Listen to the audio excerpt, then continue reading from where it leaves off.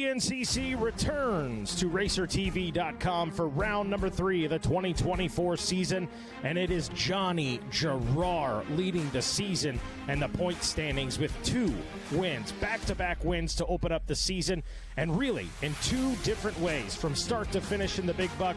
Not such a great start in Florida. It did not matter.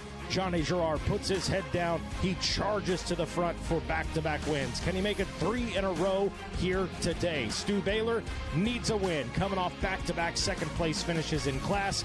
And how about it for Grant Davis of the XC2, jumping up, stealing the second place overall away from Stu Baylor. Stu has his work cut out for him. And speaking of having their work cut out for him, Craig DeLong, our defending champion, a dismal round number 1, a points salvage day. Round number 2, a DNF for Craig DeLong. Can he return to the center of the box? This is the location where he grabbed his first XC win of his career just a year ago. Does he turn things around here today?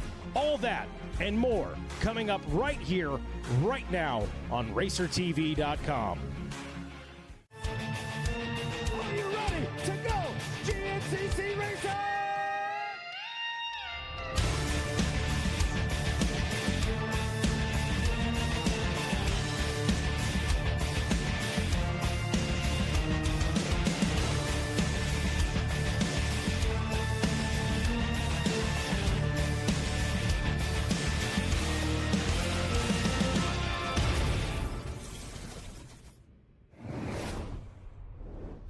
Good afternoon and welcome to round number 3 of the 2024 Progressive Grand National Cross Country Racing Series presented by Specialized, your AMA National Championship. We are here in Washington, Georgia, Aonia Pass MX for the Specialized General GNCC. And we welcome into the booth, as always, our good friend Johnny Gallagher.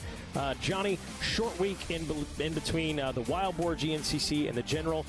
Just a short week ago, we're battling sand whoops, we're battling palmettos, we were battling a monsoon for about an hour of a 3-hour race, and this weekend in Georgia, we get up into that red clay. Some of the stuff maybe we're a little more used to, but nonetheless, it's been a pretty wild start to the season. Yeah, it's been a wild start to the season, and, you know, in complete contradiction to last year, we had 7 winners in the first 7 rounds. This year, we've had 2 rounds, we only had 1 winner. Johnny Girroir getting it done, back-to-back races, obviously coming out just firing on all cylinders this year, and he's been pretty dominant so far. Stu Baylor, you know, keeping him honest, keeping it close, had some struggles late in the race there in Florida, but was able to overcome that tire issue and come back and ultimately still finish on the box in that 3rd place overall position, but 2nd in XC1. And then obviously Lyndon Snodgrass, a resurgent for him. We saw he was our 2022 XC2 champion. For him to come out, put it on the podium in XC1, big statement for him, and we'll be looking for big things out of all those guys today, and quite a few other the players as well. Yeah, and as we dissect that, Johnny, for Johnny Girroir, he's kind of won both ways. He had Big Buck where he gets out front and kind of not runs away from it, but he was in control the entire time. The opposite in Florida. He has a bad start. He's last off the start. As he's buzzing past me, shakes his head, and I thought, okay, he's either injured or he's thinking, well, this is going to be a long day. And it was a long day until it wasn't. He got up front, found his way there. Result was the same. Doesn't matter how you start. It matters how you finish. So Girroir in a great spot. And then let's dissect Stu Baylor a little bit. We've talked extensively. We actually mentioned it in the broadcast. It's no secret it is tough to be the mechanic for Stu Baylor. I think he's got all the right pieces right now. Did things go perfectly? Should he have had a pit board that said Grant Davis is coming from the XT2? Sure. But we regroup, we reset, and I think we're going to see some big things, maybe a very determined Stu Baylor this weekend, if nothing else. Absolutely, and Stu Baylor is passionate. We have to apologize, obviously, to all of our viewers for the language, but that said, that is passion, you know, and he very clearly understands how important those few points, the difference between 2nd and 3rd overall. Obviously, as you mentioned, and we talked about Grant Davis from the XC2 class eclipsing him and taking away those valuable few points that you get for 2nd over 3rd overall. A 4-point swing, actually, so those could loom large at the end of the year. But he's going to go out there, he's going to put in the work, he's going to do what he needs to do to try to grab those wins, and not out of the hunt by any means, but a 14-point gap already that Johnny Girroir has opened up. So, Stu Baylor, if you want to keep yourself in this championship hunt, you know, you need to start winning races. That's it. Another guy that needs to start winning races is our defending champion, the Rockstar Energy Husqvarna ride of Craig DeLong. You know, had a gnarly get off at Big Buck. It was a point salvage day for him. He walks away with 7, and then round number 2, Disaster. I mean, the bike, quite frankly, it melted, and that was donezo for him on the day. Ends up with the DNF. But you know what? There's no place like returning to where you grab that first overall win. We're here this weekend. It was an absolute crazy mutter last year where we saw Craig DeLong emerge as the top guy that day. So if you're Craig, do you say, all right, this is where my championship kind of began for me last year? Clean the slate, start over right here in Georgia. I think you have to if you're Craig DeLong. You know, he's got that number one plate. He surely doesn't want to give it up without a fight. And the only way for him to get himself back in that fight is to score max points. And, you know, we talked about things kind of starting to go awry. One thing starts snowballing into another. You know, what looked to be on paper a pretty good and was a pretty good race for him through over half or two-thirds of our race, and Big Buck was right there battling for a podium position right with Stu Baylor. Then that crash just kind of derailed things. Had to salvage, ending up with, I believe it was 13th or 14th place overall at round one, and then coming back and kind of trying to put himself in the fight. Lap one, a bike issue, ends up leaning the bike over to try to go get some parts to fix the issue. Small crash caused it, and then ultimately on fire, like you said, bike melting down. And it's just those small things that snowball into very big things. So if you're Craig DeLong, you need to keep things snowballing, but keep them snowballing in a good direction. And the only way, best way to do that, go out, make a statement, grab a win. He knows he can do it here, knows he can do it in inclement conditions, which we may be facing today. And, you know, I think you just got to get the ball rolling. That's it. We talked a little bit about the XC2. Grant Davis, a second place in the overall on the adjusted time. I don't think last season, as we look back, we had a rider in the XC2 jump up in an overall. We've seen it before, but not in a couple of seasons. So fantastic ride for him. Obviously, he's coming in with a huge target on his back. The guys that need to answer that is Angus Riordan and, of course, Tyler Medaglia rounding out the box in third. Yeah, and again, very much like our storyline in XC1, XC2 the same. Our defending champion, 0 points scored in Florida. Obviously had a little better run at round one. They're in a close second place, but no points there in Florida, and it's a big hole that in the overall. You know, he did gain some class points, but it you know, it makes it a challenge. You know, he's got to get those points back, and he's got to go out there and just start trying to grab wins. That's it. And got to give the guy a shout-out, Jesse Ansley, some quiet consistency in these first couple of rounds. He's in that hunt now, along with Liam Draper. Hey, if he can do it, I can do it. So stage is set. Going to be a great one here today. You've heard from Johnny and I. We've talked enough. You guys want to see what these guys are facing today as far as the course goes. So for that, we will throw it to Jared Bolton for a Yamaha Racing course description.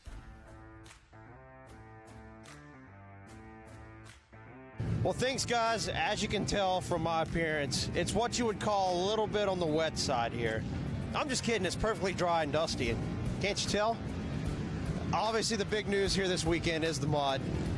This place is no stranger to it. We've seen a number of mud races here, and, you know, it's tradition. We do Florida first, go to Georgia the very next weekend. We've been doing that for a long time. We've been coming here and doing that for a long time.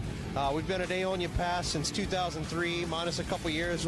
They've cut in the highway. We had to move down south for a couple of years, and when we come back, it was like coming back home. This place is a really good place, really fun course.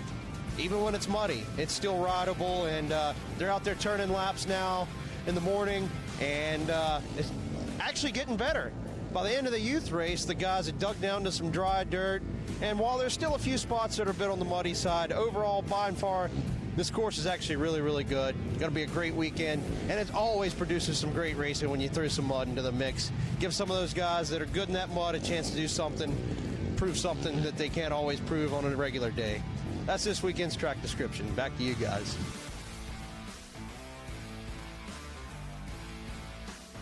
All right, thanks, Jared, for that track description. We're going to let Mikey Waynes go down, do some 10-second calls. We're going to get a word from our sponsors, and we'll be back with all the live racing action on Racer TV.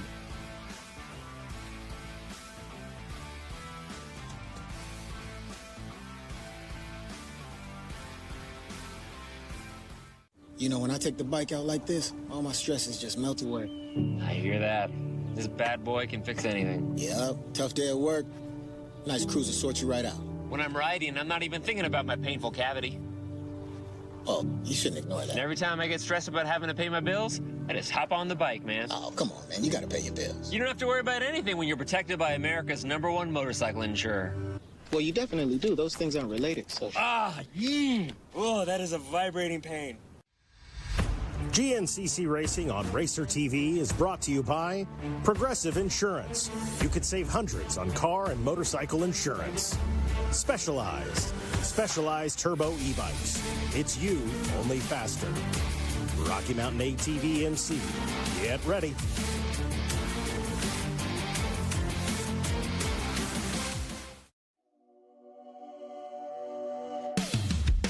The general. It's generally pretty fun. Looking like we're in store for a Georgia 2.0. Last year I came here, I got my first overall win, so that was something special. Craig DeLong leading out front. There it is, ladies and gentlemen, your checkered flag. The smile, he cannot help it, ear to ear for Craig DeLong. Well earned. Craig, my hat is off to you, buddy. This year is going to hold a whole new scene of racing. Last year we got to see a muddy day for the bikes, but not quite the quads. And man, it's going to be a mess this year. New leader Craig DeLong, Stu Baylor, buried, still trying to get that machine out. The water is just so deep. When you drop it in like Stu just did there, you're taking a chance on sucking all that water in through the air filter. Pretty similar to last year, just going to be one of those days where it's going to be probably more about survival than going fast. And where it's going to be deep, it's going to be extremely deep.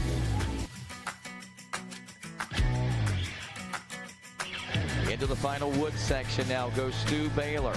Sure, the Stu crew in full force at the finish line as they await their winner on the day. And around the final turn to the checker flag and the win in Georgia. Win number 1 for Stu Baylor in 2021. Every time it gets muddy, we got to talk about how Jordan Ashburn likes the mud, because he absolutely does love the mud, does very well in it, and we need to just kind of keep an eye on him throughout the day, because you can never count a guy like him out.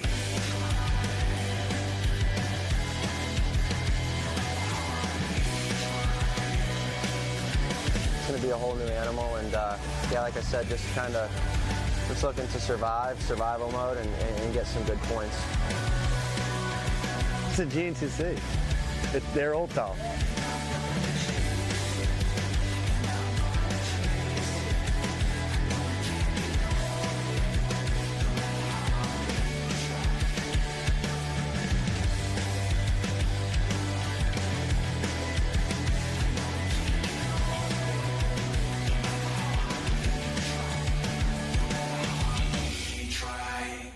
Number 3 is here. Well, you've heard all the intros. You've heard Johnny Gallagher and I talking about it, but now let's get down to the nitty-gritty. And as you folks at home join in on RacerTV.com, we are ready to introduce your starting row for the XC1 Pro Class, riding to the line in accordance to points. Up first, the 969 out of North Carolina on a FMF Factory Racing KTM, Johnny Girroir. Rolling to the line next, looking for a win here today, the 514 out of Hodges, South Carolina, aboard the Rocky Mountain ATV MC Red Bear Kawasaki, Stu Baylor.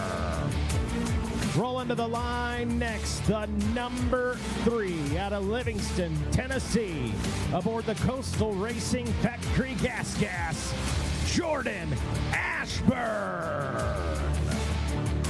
Rolling to the line next, the 347 out of Jefferson, Georgia, on the Max Motorsports FXR backed Husqvarna, Evan Smith. And rolling to the line next, the number 7 out of Australia, riding aboard the JS back Sherco, Josh Strang.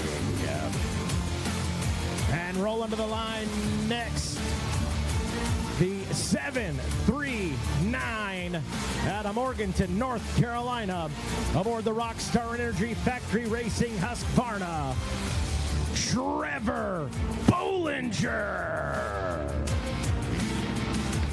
And rolling to the line next, the 314. He's got a podium under his belt this season. Can he make it happen again here today? Aboard the Babbitts Online Monster Energy Team Green Kawasaki, the Grizzly Grant Baylor. Rolling to the line next, the 282 out of Travelers Rest, South Carolina, aboard the Phoenix Racing Honda, Mike Wachowski. And rolling to the line next, the 178, coming off a sensational ride down in the sands of Florida. Rider out of Australia aboard the Babbitts Online Monster Energy Team Green Kawasaki, Lyndon Snodgrass. Rolling to the line next, the 336 out of Elkin, North Carolina, aboard the Coastal Racing Factory Gas Ryder Lafferty. And rolling to the line next, boy, he's going to hit the reset button here today. It's where he got his first XC1 win a year ago and set off on that championship journey. The #1 and defending champ aboard the Rockstar Energy Factory Racing Husqvarna, Craig DeLong.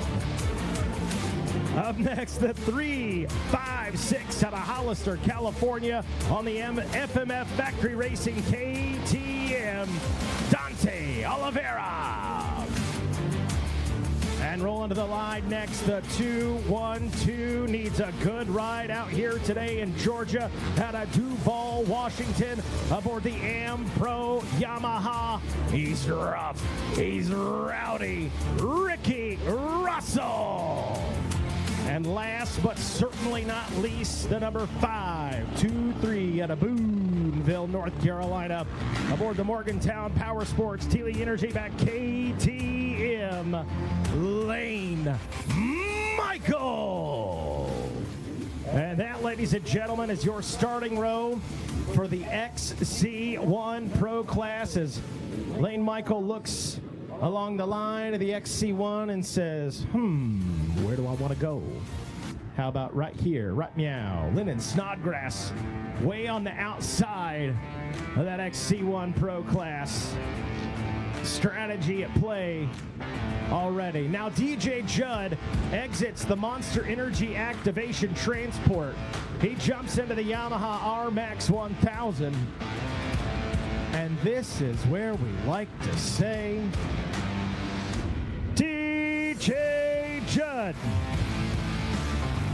remove the meat. Judd makes his way off of the starting line, over to the side. We got a thumbs up from the track crew. We are just about ready now, folks. I think Judd's going to tuck in right beside that fence line right there. He does. It's a sparkle helmet for me, always.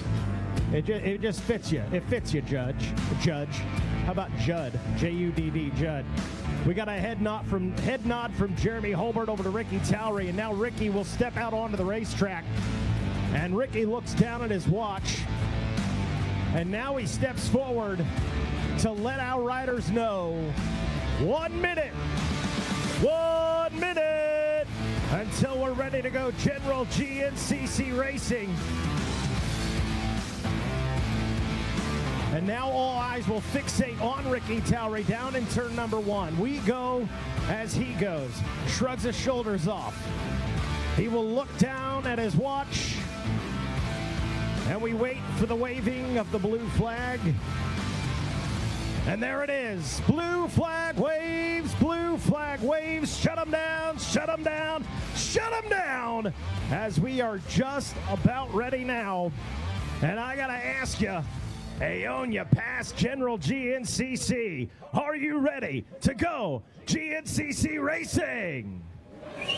Oh, that's pretty good. I know it was a short week. We're all exhausted, but you made the journey. You're here, and what everybody was speculating is one we'd not do, but we're doing it, baby. So I'm going to ask you one more time. Are you ready to go GNCC Racing? 10 seconds for row number 1, the XC1 Pro. Bang, and they're off.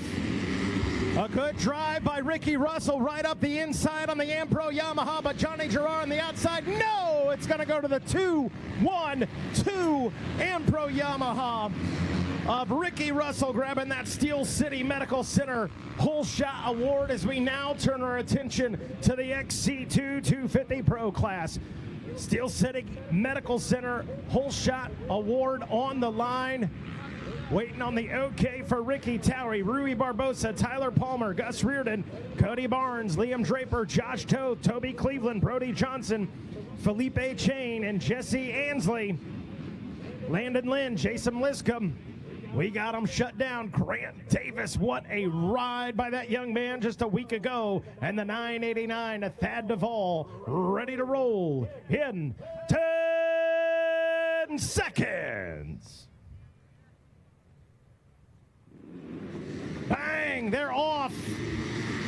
And look at the drive by Toby Cleveland out of Erin, New York.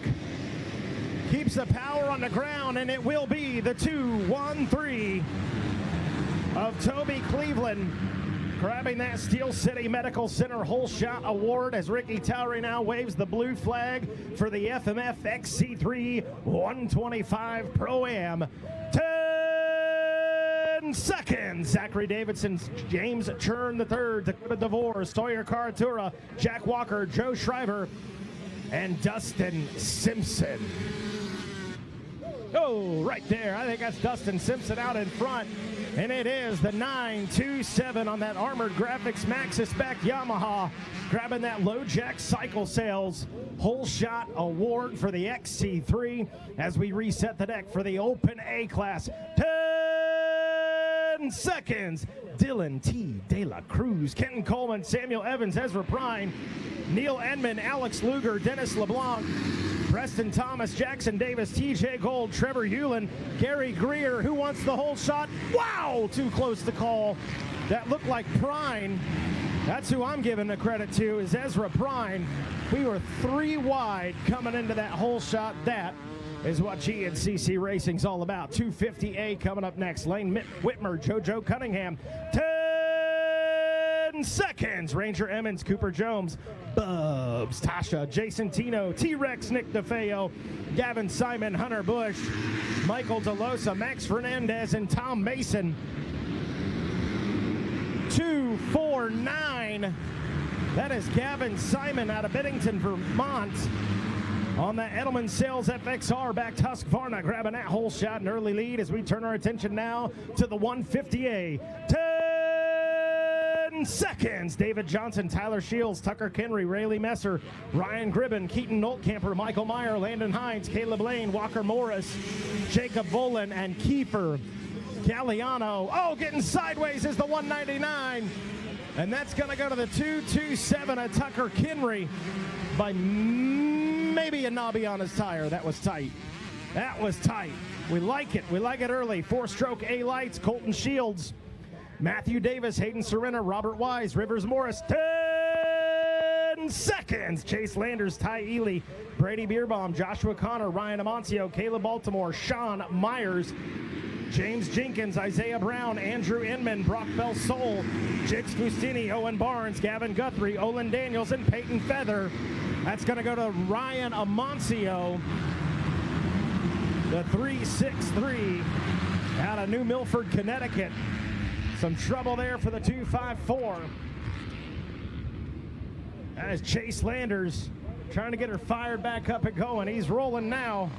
Gonna have some time to make up for Chase. Vet A, 30 plus, Kevin DePue, Scott Hopper, Joshua Winkler, Jeremiah Taylor. 10 seconds. Danny Hoff, Daniel Yaros, Daniel Sims, Jesse Kildo, Gregory Funk, and you know what we say, who's got the funk? Gregory got the funk. Can he turn it into a whole shot? Shane O'Banion out there as well. No, whole shot gonna go to 103 of Kevin DePue on that SRT off-road back Husqvarna. Ricky Towery resets now, and we take a look at the Senior A, 40 plus. 10 seconds. Joe Marsh, Frank Messina, Steve Meacham, Andy Shea, William O'Brien, Jeremy Zajac, Robert Johnson, and Buddy Barnes. Good battle up front. A little slippery right there in turn 1. 3-5-1. That's going to be Andy Shea out of Oxford, Ohio. on the KTM with that hole shot, an early lead. Take a look now, Junior A 25 plus. 10 seconds. Andrew Boggs, Brandon Moore, Russell Smith, Matthew Dreyer, Coleman Benson, Corey Jordan, Tyler Braniff, Jason Key, Mario Tonchev, Brock McCoy, and Aaron Higgins. There's the 177. I think that might be Tonchev. Oh, he gets sideways. It's going to go to the 4.52. That's Jason Key out of Monroe, New York on the Kawasaki. Grabbing that hole shot. Well, chaos there in turn number 2. We're here for it. We like it. It's what it's all about. Open B. 10 seconds. Arton Shelley, Chandler Taylor, Nate Garrison, Hayden Van Kuren, Tyler Delaney, Tyler Hamrick, Blake Freiberger, Nathaniel Gibbs, Mark Cole, Clayton Pratt, Caleb Hagan, Maverick Cody, Colton Painter, Jay Doyle, and Hayden Jones. Grabbing the whole shot, going to be the 5.22 of Caleb Hagan out of Tompkinsville, Kentucky on the KTM. 250B. Ready to roll. 10 seconds. Devin Moore, Ty Atkinson, Gage Clayton, Braden Billing, Colt Moltkamper, Lennox Riley, Briar Menace, Lucas Rubenstein, Austin Sakanikis, and Logan Pellegrini. Around the first turn we go. 615, gonna grab the whole shot. That's Lucas Rubenstein out of Winsville, Missouri, riding aboard the Kawasaki. And here we go now with our 150B. 10 seconds. Jarman Lilly, Landon Wentz, Dylan Sharp, Jaden Ferris, James Simpson, Gavin Hampton, Landon Phillips, Calvin Matthews, Malcolm Smith. I got a front row seat for this one. The 975 buzzes right past me. Oh, a little dab right there. It's going to cost him the whole shot, or will it? No, it will not. The 361 grabs it. That's James Simpson on that Running Lights Beverage and Digital Technology Solutions backed Yamaha. Blue flag waves, and now we are ready for stroke B lights. 10 seconds. TJ Brown, Landon Workman, Ryan Pitterich, Randall Covington, Zach Bumgarner, Jacob Mitchell, Bryce Woodrum, Jack Algery, Jacob McPherson, Keenan Ruck, Luke Armour, Wiley Tucker, Logan Colford, and Porter, Brenton, 494 meatball. Jacob McPherson grabs it on the Husqvarna. Good ride so far. Let's see if Jacob McPherson can turn it into a W. Vet B, 30 plus. 10 seconds. Darren Fresco, Corey King, Matthew Carter, Sam Fitzwater, Zach Plants, Corey Moulton, Ryan Tucker, Enoch Torres, Corey Armstrong, Daniel Latour, Ricky Stanley, Christian Cothran, and the 776 of Richard Moore. Ooh, getting it done with the Mohawk. I was so distracted by it. I missed the number on the machine and the helmet. But he looks good doing it. How about it? I think a couple more left here. Senior B, 40 plus. 10 seconds. Larry Hopper, Marlon Ribeiro, Igor Soares, Miss Leno Batista, Brendan Hagan, Matthew Devine, Ryan Lane, Brandon Black, Nathan Welch, and Aaron McAfee. 319 on the machine. Oh, but it sneaks in the 371. That's Matthew Devine out of Sandown, New Hampshire on the KTM. Grabbing that whole shot and early lead. Junior B, 25 plus. 10 seconds. Devin Hall, Tommy Gardner, Douglas Randolph, Zach Cummings, and Billy Saliga.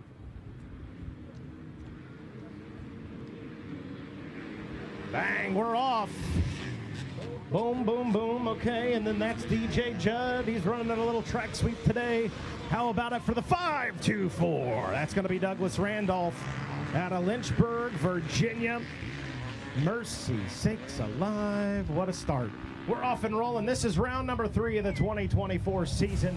We're going to get a quick word from our sponsors, and we'll come back with more from this, the Specialized General GNCC.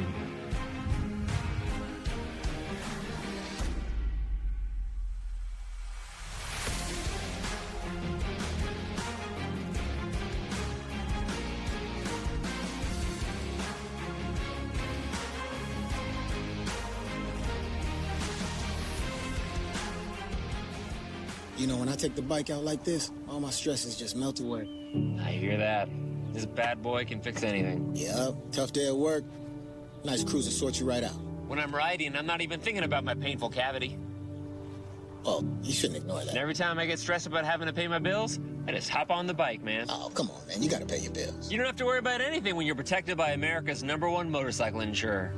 Well, you definitely do. Those things aren't related, so... Oh, that is a vibrating pain.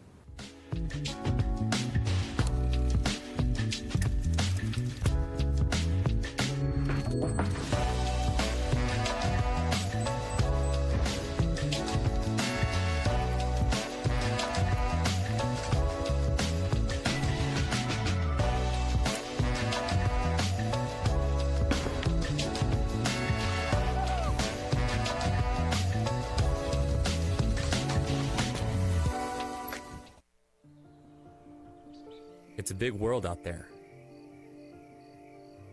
How do you choose to see it? When you crave the long canyons, rocky trails, rutted tracks, and lonely highways, they become a part of you. Podiums and personal records, we choose it all. Because life is about moving and feeling. It's about being connected to the adventure. Some just never pull the trigger. They keep waiting, wondering what it means to wander. It's a big world out there. You just need to ride where you belong.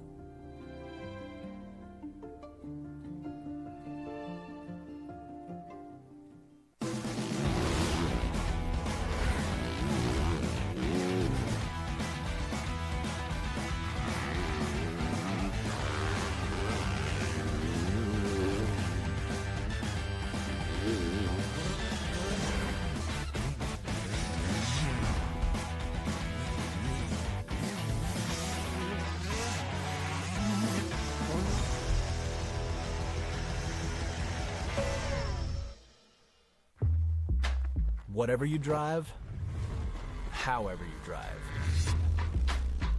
AMSOIL specially engineers lubricants to maximize power, performance, and protection in your vehicles, so you can work hard and play hard with confidence.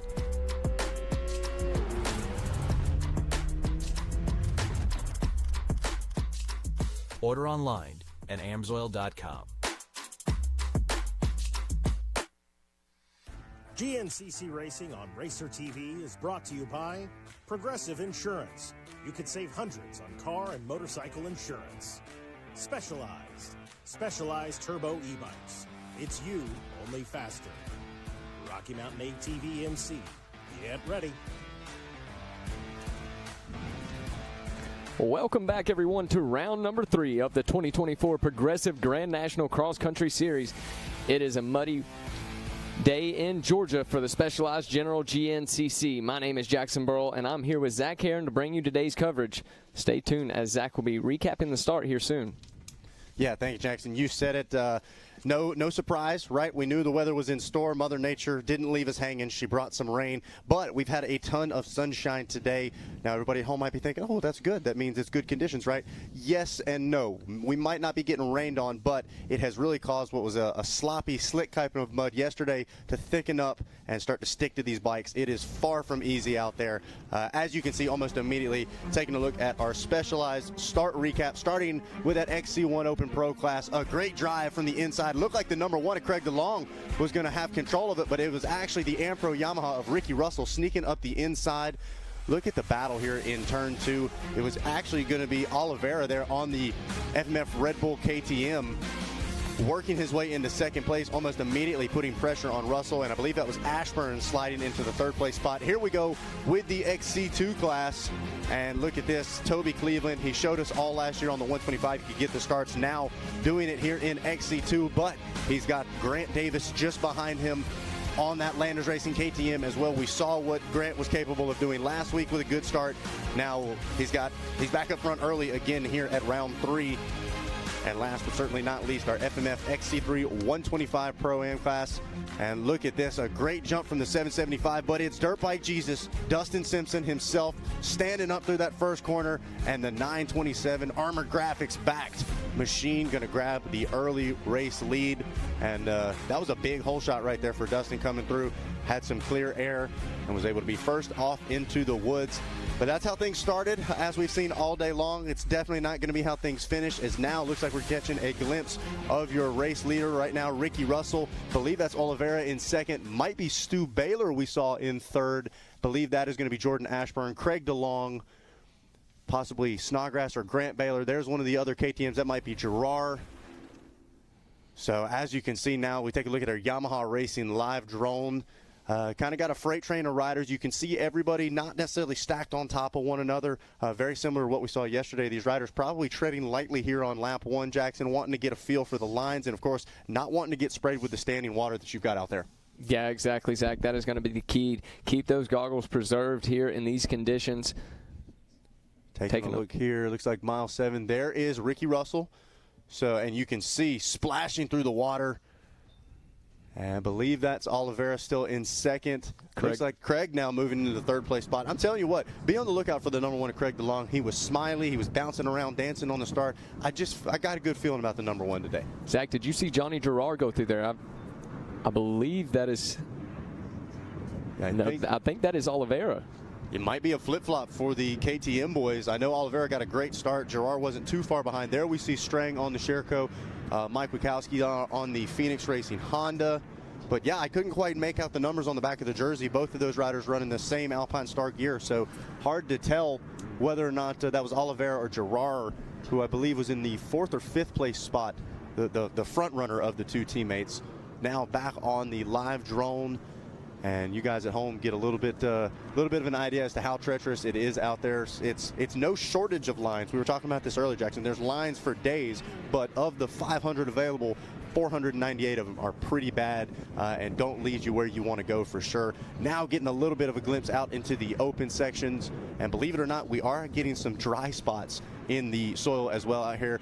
You're a Georgia boy, Jackson, man. This clay has really thrown everybody for a spin. Yeah, it has. It's very heavy. You can see the difference in the topsoil and the red clay. When the red clay comes out, it is sticking to everything on the bike and the rider.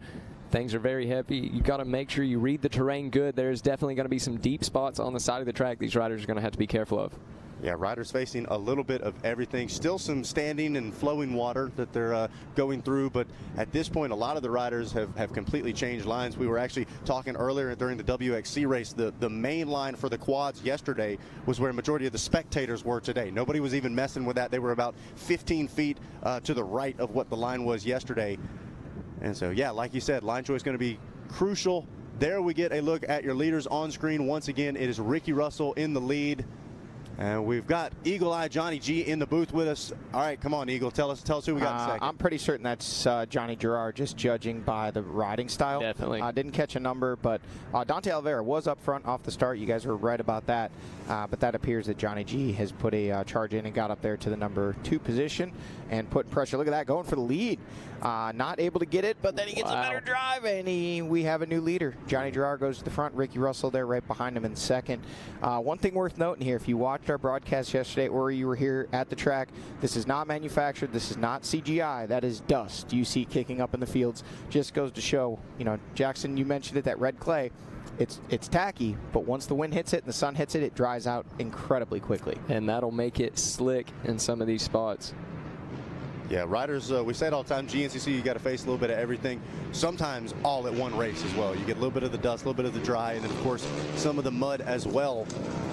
Make no mistake, we may see dust kicking up in areas, and this section of the racetrack obviously looks phenomenal. But as we get deeper into the woods here, we're going to find some deep holes. A lot of, as you mentioned, multi-line sections. Look at that, Stu Baylor reaching up and clearing the mud off the top of his helmet. I heard you guys, I was outside as I was coming in. Now that the rain has stopped, now that it started to tack up, this mud getting very heavy, and it'll put a lot of weight not only on the machines, but on these riders as well. You want to make sure you keep that head, the helmet clear. You'd be really surprised how much just a few pounds of weight up on the helmet will take its toll on your neck muscles throughout the course of a 3-hour race. Looking like Craig DeLong up there into the 3rd place spot now. And can't quite tell who that is I believe behind that's him. Ashburn behind him in 4. There you go. You are correct. That is the number 3 of Jordan Ashburn. So that's your top 4 as they run, and still very much in formation. But Johnny Girroir starting to stretch it out just a tiny little bit, and I got to believe, if you're Stu Baylor, you're Craig DeLong, you're any one of these guys behind him, with what this guy has proven in the last 2 rounds, you do not want to let him march away early in this one. Now, let me ask you, Johnny, we saw with the conditions yesterday, Wyatt Wilking comes to mind. He said, you know, I didn't want to lead on that first lap. I didn't know quite where I was going. I'm going to let somebody like Bryson Neal pick the lines for me, see what he does, and base my decision off of that. However, on the contrary, we see Johnny Girroir almost immediately put the pressure on, get around, and is trying to check out in first place. Just a different strategy for 2 different pros? My belief would be you got 2 things at play there, one of which is confidence. Johnny Girroir right now, very confident, wanting to make a statement, obviously having won the first 2 rounds. He may just feel comfortable being up there and think, hey, I've got the track mapped out, I've done my laps, I've walked it, I've biked it, I've done everything I can do, I know where I need to go. And the second thing of which is very different from motorcycles. They're able to kind of make lines that the ATVs can't, well within the parameters of the marked course or within the 25 feet allotted. They can kind of fit between more trees. So on the ATV side of things, you know, you're kind of limited more to the lines you can take, and also at times the repercussions for taking a bad line can be a little worse. An ATV weighing around 420 pounds in race trim, dirt bike, you know, under 250. There you can see Jackson pointing out a lot of lines there, way out and around for what looked to be, that is Jordan Ashburn, and then actually losing a spot there with that out and around line to what may be Stu Baylor, judging by the riding style. It is still Girroir, Russell, DeLong, your top 3, and 4, 5, 6, 7 all right there in the shot as well. Look at this, Ricky Russell remounting a charge. The Ampro Yamaha got a taste of the lead, and he wants it back. So a lot of these riders putting up the fight early. Craig DeLong got his hands full with Jordan Ashburn all over the back of him. Couldn't quite make out who that rider was behind Ashburn. That might be Baylor, but he actually got in front of him for just a minute. And hey, attention in the pits, attention in the pits. We need the parents of Colt Morrison to make their way to rider registration. Once again, attention on site, the parents of Colt Morrison, please report to registration. Look at this, we got a mix-up. It looks like something going on there with Craig DeLong. He's going wide. He let Stu Baylor by. Now he's taking a look over his shoulder, almost like he was trying to let Jordan Ashburn by as well. Nope, he does slot back in there. But that was a very interesting exchange. Took a look over his shoulder. It almost looked like they made contact, and then he went very wide and let Stu go through. And still kind of really taking those outside lines. I guess maybe just kind of being cautious because of the ruts. It almost looked like he was going to let Ashburn by as well, but he is back on the charge and right behind Stu Baylor there. Yeah, Craig DeLong, your reigning champion, got to be having a little bit of a sense of urgency underneath him this weekend. Really wants to get in a good result, and I don't know if you heard me say it earlier, Johnny, but he seemed very happy, very upbeat, didn't seem to be under a ton of pressure or stress coming into the weekend. What do you think the mindset's like for the number 1? Yeah, I mean, I think it's one of those things where he's got nothing to lose. You know, obviously there is a lot of weight, a lot of pressure with that number 1 plate, with the points lead, you know, it being in the thick of a championship hunt. While he surely is still wanting to fight for this 2024 GNCC title, he's in a bit of a hole at the moment. So, you know, it's kind of go out there, get wins, get max points, and let the rest take care of itself. And I absolutely agree with you. He's kind of has a pretty light you know, approach, attitude. Surely he's taking this race very seriously, but he doesn't seem to be under any immense pressure. It kind of just seems comfortable. There we saw your leader, Johnny Girroir, look like maybe getting a little bit of hydration. Ricky Russell right there, still DeLong, or no, that's Baylor. It is now Baylor up to third and DeLong 4th. So here we'll get a look at your riders coming through the GBC. Look at how much more mud Stu Baylor has on him than the couple of riders that started at front there. There is Trevor Bollinger coming in, looking like he's going to get some fresh goggles. And that may have been Ryder Lafferty or Mike Witkowski. Couldn't tell for sure. There you go, Trevor Bollinger in, some fresh goggles, and back out on the charge. So just like that, we flash back. This drone giving us a great idea of the line selections we saw in that one section there, Jackson. I mean, 10 feet probably apart, 2 totally different lines. Both of them seem to be beneficial in one way or another. Yeah, the riders hitting the motocross track now and making their way around, about to enter in back to the woods down here. So Johnny able to get a little bit of gap in between them now. Guys, I'm going to exit the booth. I'm going to go down and see if I can get some shots from the ground. Oops, Stu Baylor making a charge, taking away the number 2 spot. Can he make it stick? They're both, neither one wanting to give it up. Side by side, Ricky able to hold him off entering the woods. But Stu taking that outside. Ooh, that was looked like Johnny Girroir missed that line, and he may have lost the lead as a result. We may have a new leader, and I think it is the number 514 is Stu Baylor out front, Johnny Girroir into second, and Ricky Russell third. So it mixes up just that quickly. Craig DeLong still fourth. Johnny took that far outside left line. Stu Baylor and Ricky Russell both seeing that high line, sent it through the woods, and made, Stu able to make the pass, Johnny checking up and getting in there into the number 2 spot just ahead of Ricky Russell. As they come on to the auxiliary pro row, it is Stu Baylor leading the way. He might be muddy, and he's got a, look at this, Jordan Ashburn feeling racy, running it up and pushing Craig DeLong wide, but Craig DeLong is saying nope. He's able to get it done. Craig DeLong back on the inside. Wow. And looks like they both almost made the pass on the third place ride of Ricky Russell. Oh, did DeLong almost? Yeah, DeLong got hung up on that inside there. Man, shaking up real quickly here, man. Put him in a bucket, shake up the pins, and pull him, because that's how often they're changing positions. But one thing for certain, the man on the charge right now is this guy right here on screen, the 514 Rocky Mountain Red Bear Racing Kawasaki ride of Stu Baylor out front and checking in with 1 lap led here, the first lap of this race as they're coming through. It is still second place there, Johnny Girroir. Third place, Ricky Russell. And we'll see if we can get our live scoring, get the exact rundown of the top 10. Keep it in mind, folks, we may have some XC2 riders in the mix here once we start shaking up the overall. But as they run, you have seen your top 5, 6, 7 now checked in.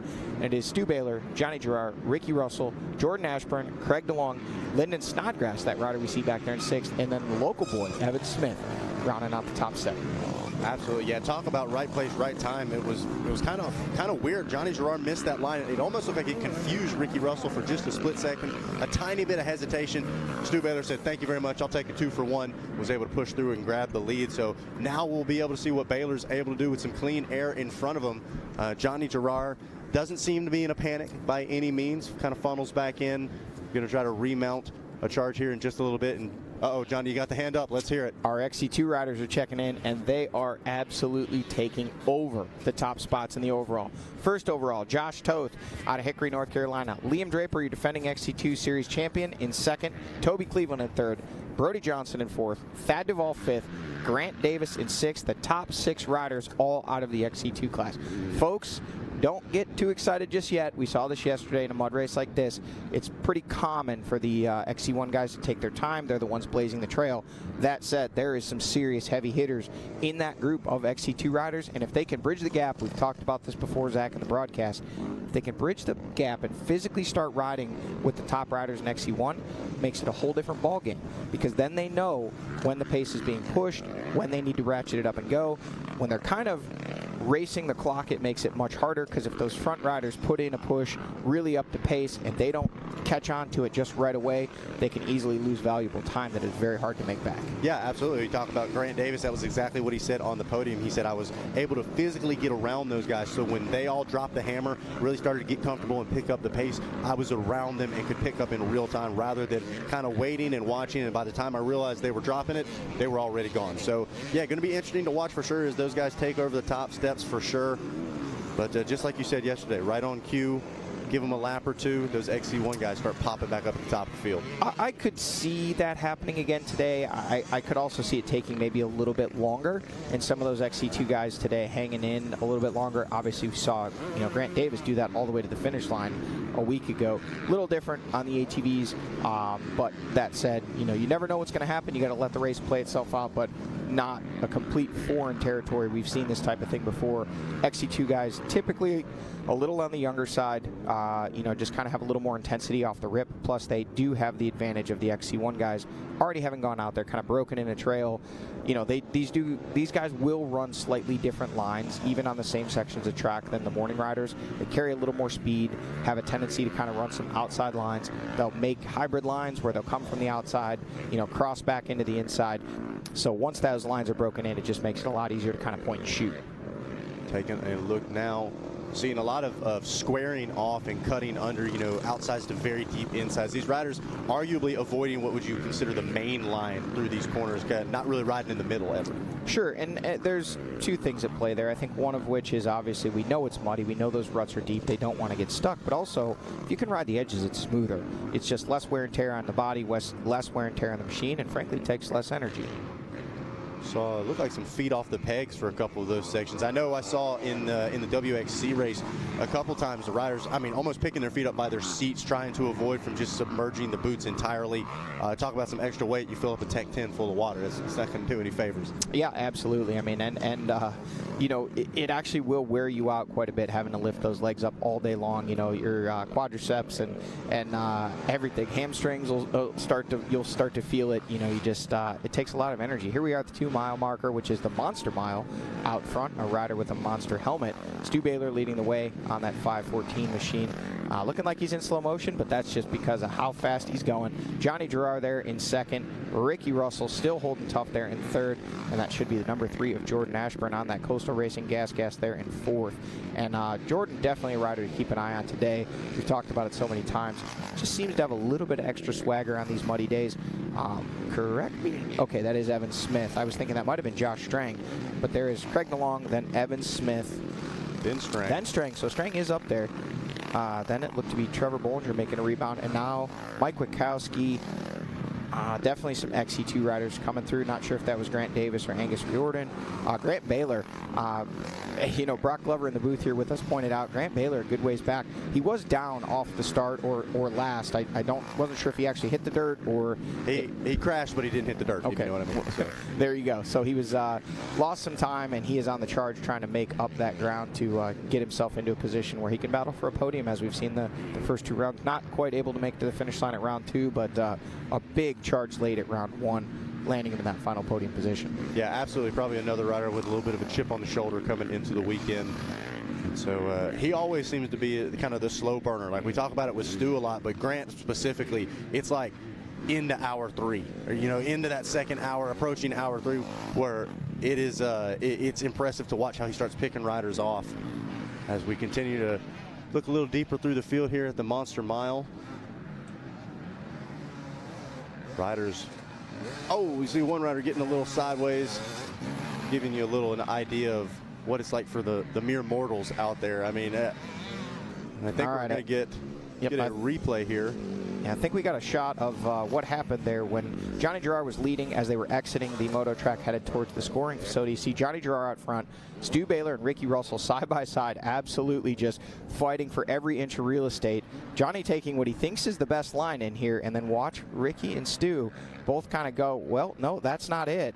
Yep. Stu actually just really committing, making the pass there. Johnny having to drop down pretty tight up there, so they're obviously having to check up. Even with all the speed that Johnny was able to carry, Stu still able to make it out in front of him, and that's just good racing, good craftsmanship, and when you see those lines, you got to jump on them right away. Yeah, we see it all the time. These guys talk a little bit about sometimes it's follow the leader, right? I'm going to let this guy do the work for me. I think that's a little bit of what you saw for Ricky Russell. He was kind of already committed. Hey, I'm just going to follow where Johnny's going. Oh, wait a second, Johnny's checking up. Meanwhile, Mr. Independent Thinker Stu Baylor said, I'm going to go this way. And it's pretty interesting. Ricky, we actually were able to catch up with him, talk to him a little bit about the competition and the racing here in 2024. It's tough. It's definitely a full-time job. All top, 20 are full-time training and riding throughout every week, and it just keeps the intensity just keeps building. We're all getting more fit and not necessarily faster, but faster throughout the whole 3 hours. It used to be a little bit of a strategy of preserving, and now it's more of a go the whole time, and it's getting harder and harder. We're getting faster and faster, and I don't know. I think every year we're getting faster, but it's hard to say that, but it just feels like it. Well, that's an interesting perspective, Zach. Ricky's a guy that he's been in the class since 2013. And obviously that's a good run of time, and he's seen things progress. But the biggest thing that he talked about, when you talk about faster, there's a lot to that. May not necessarily be that their outright speed is higher, though it very much could be. Obviously, advancements in suspension and machine and training and all those lend themselves to going faster. But the biggest thing he said, the intensity, right off the rip. It's like, hey, it used to be kind of feel your way around, get it all figured out, and then go fast later in a race. And now we go right from the beginning, more or less. So it's a long time to be pinned. Those high heart rates, that high level of effort, and Ricky getting to be one of the elder statesmen in the class. He was the young guy for a long time, and now he's one of the older riders here in that XC1 class. So it's definitely interesting to hear that perspective. Taking a look, believe this is your leaders on screen. There is Stu Baylor at the 8-mile mark. And there's Johnny Girroir, still real close to eyesight. And I'm sure in a couple spots he's able to gauge off of Kawasaki. And waiting, there is Ricky Russell, so still up in the mix. Ricky, a lot of mud on that left side, looking like he almost might have hit the deck at some point. Don't know if he did, in fact, go down now. That gap has opened up over the number 3 of Jordan Ashburn. Not a lot, but it definitely more than we saw. Craig DeLong back on the charge, looking like he was starting to lose the pace a couple camera shots ago. Now he seems to have picked it up, and he's right back to the rear wheel of Ashburn. Maybe DeLong playing a little bit of the long game, saying, hey, you guys want to push now? That's fine. I'm going to show up at the end when it matters. Pure speculation, because that's what we like to do here. Looked to me like Craig got tight there. He kind of seemed like he was pushing, and then all of a sudden he was, he let Stu by. He was taking those outside lines. Didn't look like he had the intensity. To me, it looked like one of two things: either a bike issue or he himself was getting tight. The fact that he's back on the charge and back up to Jordan Ashburn leads me to believe, maybe just kind of heart rate went up real quick. Again, maybe just getting tight in the arms. Something just caused him to say, hey, I need to regroup here. Now he looks to be back on the charge. So closing in on the back of Ashburn, and Ricky Russell, I couldn't quite tell. Looked like he might have lost just a little bit of time off those top two. He was still just outside of kind of eyesight, but far from out of this thing. It looked like that was pretty deep water they just went through.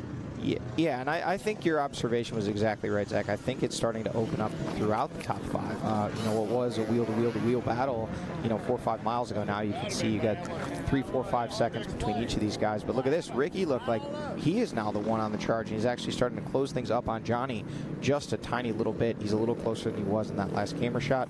Stu doesn't really look like he's stretching it out too much, but he definitely has a couple second cushion there over the second place ride of Johnny Girroir. Ricky Russell, notoriously known for doing some hard enduro almost style of training. Jordan Ashburn, another name we said he's worth mentioning or worth watching throughout the race today. Comfort in conditions like this. Nobody's comfortable, right? Everybody's kind of uncomfortable. They're getting kicked around. It's not favorable conditions for anybody, but somebody that's maybe got a little more practice, a little more time in this. How much of an advantage would you find something like that today? I think it all comes down to attitude. I mean, if you come into this race feeling comfortable, feeling confident, it's going to breed good results and just kind of let you get through the day with less stress and more, more confidence. Stu Baylor, I think he's a guy that's really trying to get that, I shouldn't say trying to get that confidence going. He has that confidence, but he's trying to translate that confidence into race wins. Felt like he should have maybe had a better run at round 1, ending up P2. Again at round 2, the same thing. So what better way than to kind of get that momentum swinging in your direction than go out and do exactly what he's doing right now, which is muscle your way to the front and just lay down a pace that, hopefully the rest of the guys can't hang with if you're Stu Baylor. Right now, he's starting to open it up a tiny little bit, but we'll see how this one shakes out. Yeah, absolutely. And I believe we were able to catch up with Stu and talk to him a little bit about the race. The General is probably one of the longest races that we've been to. It's one of the OGs for me. Actually, my first race of GNCC was sitting in the same parking lot, and it's kind of where we got hooked into the national scene. A lot of things have changed. A lot of things have happened since then. Our majority parking moved over to this side. A lot of changes over the years, and now it's.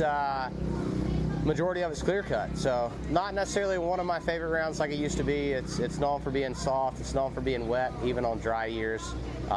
So this year is going to hold a whole new scene of racing. Last year we got to see a muddy day for the bikes, but not quite the quads. And man, it's going to be a mess this year. I know obviously last year with it being wet, it leaves a lot of soft spots after track repair, but with 2 years back to back, it's going to make it, man, where it's going to be deep, it's going to be extremely deep. So a lot of what we're speculating about on how the track is shaping up, Stu Baylor touched on right there in his interview, talking about the fact that, last year was the exact opposite. Good day for the ATVs on Saturday, and things really kind of went quickly into the ditch on Sunday with the rain that came down. Flip-flop this year. We got all that rain on Friday night and Saturday morning, causing for some very wet conditions yesterday. But you can see today, surely there is standing water out there in places, but the track really drying out quickly. Stu pointing out, though, this place always has those deep holes and those few sections that'll kind of just really bog the machine down and get rutted out, even in the driest of dry conditions. So those are going to be really treacherous today. But it's nice because it produces a lot of different conditions and a lot of opportunities for these guys to make passes and really kind of stretch out a lead if they can string it all together nicely. Yeah, talking about stringing it all together, we even mentioned this is a big day for the pit crews, right? Pit stop's going to be a huge opportunity to gain an advantage, to help your rider. I know Brock and I were just talking a few minutes ago, and one of the craziest things is we talk about goggles. Of course, that's what everybody talks about with mud, but the grips not only on the handlebars, but grip on the seat as well. You'll see these teams spraying off the seat, even spraying off the rear end of the rider, just because, I mean, Johnny, you can probably tell us, you hit the brakes, all of a sudden you go sliding over the front of the handlebars, you tuck the front end. Mud affecting a lot more than just vision out here. Yeah, absolutely. I mean, it's there's so many things that you have to kind of take into account when you're trying to, as you said, string it all together. I mean, when the grips get muddy, it's not as bad today, but the worst thing you can do on a day like today is go down, get those gloves covered in mud. It just makes it, to throw back to yesterday, we had a legend in here. He said, slicker than snot on a doorknob. And that's exactly how those grips can become if you get your hands covered in mud after going down. We're joined in the booth by legend and Dunlop guru, Brock Glover. Brock, you've been watching the action. What are you seeing things develop here, and what are you looking forward to the rest of the day? Well, I mean, it looks like the conditions are actually improving. Obviously, we had a lot of rain the last 6 days. I was in Birmingham for the Supercross yesterday and last night. The rain moved its way through there into here. You guys got hit real hard on Friday and Saturday, and the conditions now sunny. Most of the areas improving, traction's improving. Like we talked, a little bit of dust coming up. So I think the racing's been really good, as you mentioned. 2.5 hour. They've shortened it a little bit. The intensity right from the drop. I mean, these guys are going flat out. They know they're 30 minutes less than the normal pace is going to be, and I think we saw the first lap was better racing than we saw last night at Supercross. Now, Brock, I find it interesting that you say the conditions are improving, right? Because we talk about the different kind of mud. Last year we saw the sloppy, rain-driven, water-soaked, almost drips off the motorcycle, thinner type mud. Now here with the sun coming out, it's starting to stick. It sticks to everything, the helmet, the bikes, the goggles. Talk about, you say, yeah, you're getting a little more traction, but would you consider that to still be an advantage compared to the really thick, sloppy stuff that we saw last year? Well, the second wave this morning, the amateurs, the bikes that came in, some of the WXC, they were lifting the bike, and they were taking two people to even lift the bike. I mean, those bikes were probably pushing in the high 300-pound range. They were so heavy and just caked with mud. I mean, Stu here, you see, his bike's heavy. Don't get me wrong. It is kind of like wrestling a big street bike out there. But it's the conditions are improving. They have the water holes we see, but in general, the main line, if you stay in that groove, it's better. And we talked about the mud on the seat, and one of the things too, when you're sliding back and forth on the seat of the bike, it just takes more of a physical toll on your body. You're a little bit more arm strength hanging onto the bar, so you don't slide off the back of the bike. You're gripping a little harder with your legs. And Johnny talked about the fact just lifting your leg with a boot that weighs an extra 5 or 10 pounds, doing that over a 2.5 hour period. Physically, it's just very taxing. We saw your leaders go by on screen. It was still Stu Baylor out front with Johnny Girroir just a couple of seconds back, but it looked like Ricky Russell having to switch up and play some defense as Jordan Ashburn was hot on his heels trying to make a pass. Yeah, we talked about that when we saw him a few miles ago. It looked like Jordan had kind of maybe lost that pace, and Craig DeLong had put a push in, was putting pressure on Jordan. Now it's actually Jordan who's on the move and has worked his way all the way up to the rear wheel, right on the rear wheel of Ricky Russell, and that's a big shakeup from what we saw just a few miles ago. Brock, if you can... we talked about the diverse conditions today and how we've got this red Georgia clay, we've got these deep boggy sections, we've got stuff that's hard packed slick, we've got stuff that is hard packed slick with water over it. What does that do from a throttle control standpoint and kind of Johnny Girroir, okay, no disaster, but he came to a dead stop in the field there. Looked like he just stalled the bike. Momentarily looked like he may have had a bike issue, but it looked like it was just a good old-fashioned stall. He got it refired, and he's back in pursuit of Stu Baylor. But talk a little bit about the throttle control and what it takes to frankly, keep these motorcycles upright, because from an ATV perspective, you just slide it around like a drift car, but these guys the terrain under them is really, on a day like today, constantly changing. Well, some of these ruts are very, very deep and long, and they're in those ruts like a slot car. Other ones, they're looking, each lap they're looking for a little different line. Sometimes not the traditional line, as we saw when Stu Baylor made the pass to the lead. He found an optional line. It's just, you can see Stu. We saw earlier on a camera shot where Stu tried to take a little bit of an inside. It was too slick. He lost drive. Johnny got closer, but then soon after, Johnny ended up either stalling or I don't know. I'm hoping it's just a simple stall, but you can see right now that they're going all over the place looking for different lines right here. Johnny going through the mud, so we'll see. We'll see this as the race goes on. There'll be some lines popping up out of nowhere. Hey, these two guys, we talk about the competition and how serious these guys are, but a little different than even what we see in motocross and supercross. These guys like having fun with one another as well. We were doing some behind-the-scenes shooting, and we just got word from our producer. We've got video. It looks like Stu, I'm not sure whether he paid these kids off. I don't know what happened. He might have just said he'd give them a monster sticker, but I think what are they, stickering out Johnny Girroir's trailer or something? We're told that this is supposed to be a pretty funny video here from our producers. Johnny Girroir? All right. Which one do you think you can figure out a way to put a few of these stickers on his helmet, his dirt bike, or his camper? I think he's done. All right, well here's a couple extra. Let him know it was from his buddy Stu. Yeah. If he yells at you, just run. All right. If he looks really angry, run fast. Let's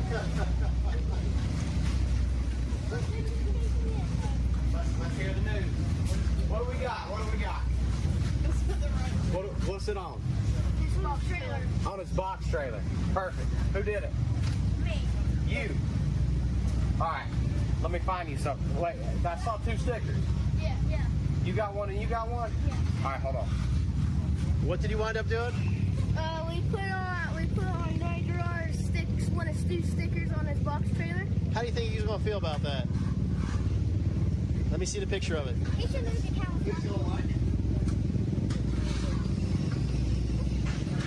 Nice. We talk about Stu being a fan favorite. It's little interactions like that, and I'm sure Johnny's a good sport too. Now these kids do know that he just got blasted in front of all of Racer TV, so now Johnny's going to be looking for him in the pits the next time. But no, all in good fun, and it's cool to see these guys interacting. They are serious competitors when the flag flies, but afterwards, even immediately after on the finish line, they're hugging each other, they're talking about the race. It's really cool to see how close a lot of these guys are. Sure, and the off-road community as a whole is that way, but especially, in this XC1 and these guys, a lot of them train together. Johnny Girroir, a few years ago, don't remember the exact year, spent some time at the Shoals, which is Stu Baylor's family training facility there, and, they were buddies. They were hanging out, they were bow fishing at night. They were doing more than just riding dirt bikes, so those bonds last a long time. Even, like you said, maybe, we won't even say bitter enemies, but combatants on the racetrack, but when the war is over and the checker flag flies, they can tell the war stories together. Well, and many of these riders too, they end up on like an ISDE team together, and then they become it's very similar to motocross. We had the Motocross Nations and other times where you want to beat each other all year long, but off the track you have to respect each other for what you've done, and then when you end up doing a team event, then trying to pull the train all in the same direction. So, yeah, we're seeing some alternative lines there, and a couple of spots look like Johnny maybe got hung up, and it looked like Stu got hung up, and then the gap stayed about the same. But this is a pretty close race right now. I think cat and mouse is the best way to describe it. Yeah, yo-yo effect for sure. It seems like if one line's got the advantage coming in, the other's got the advantage leaving.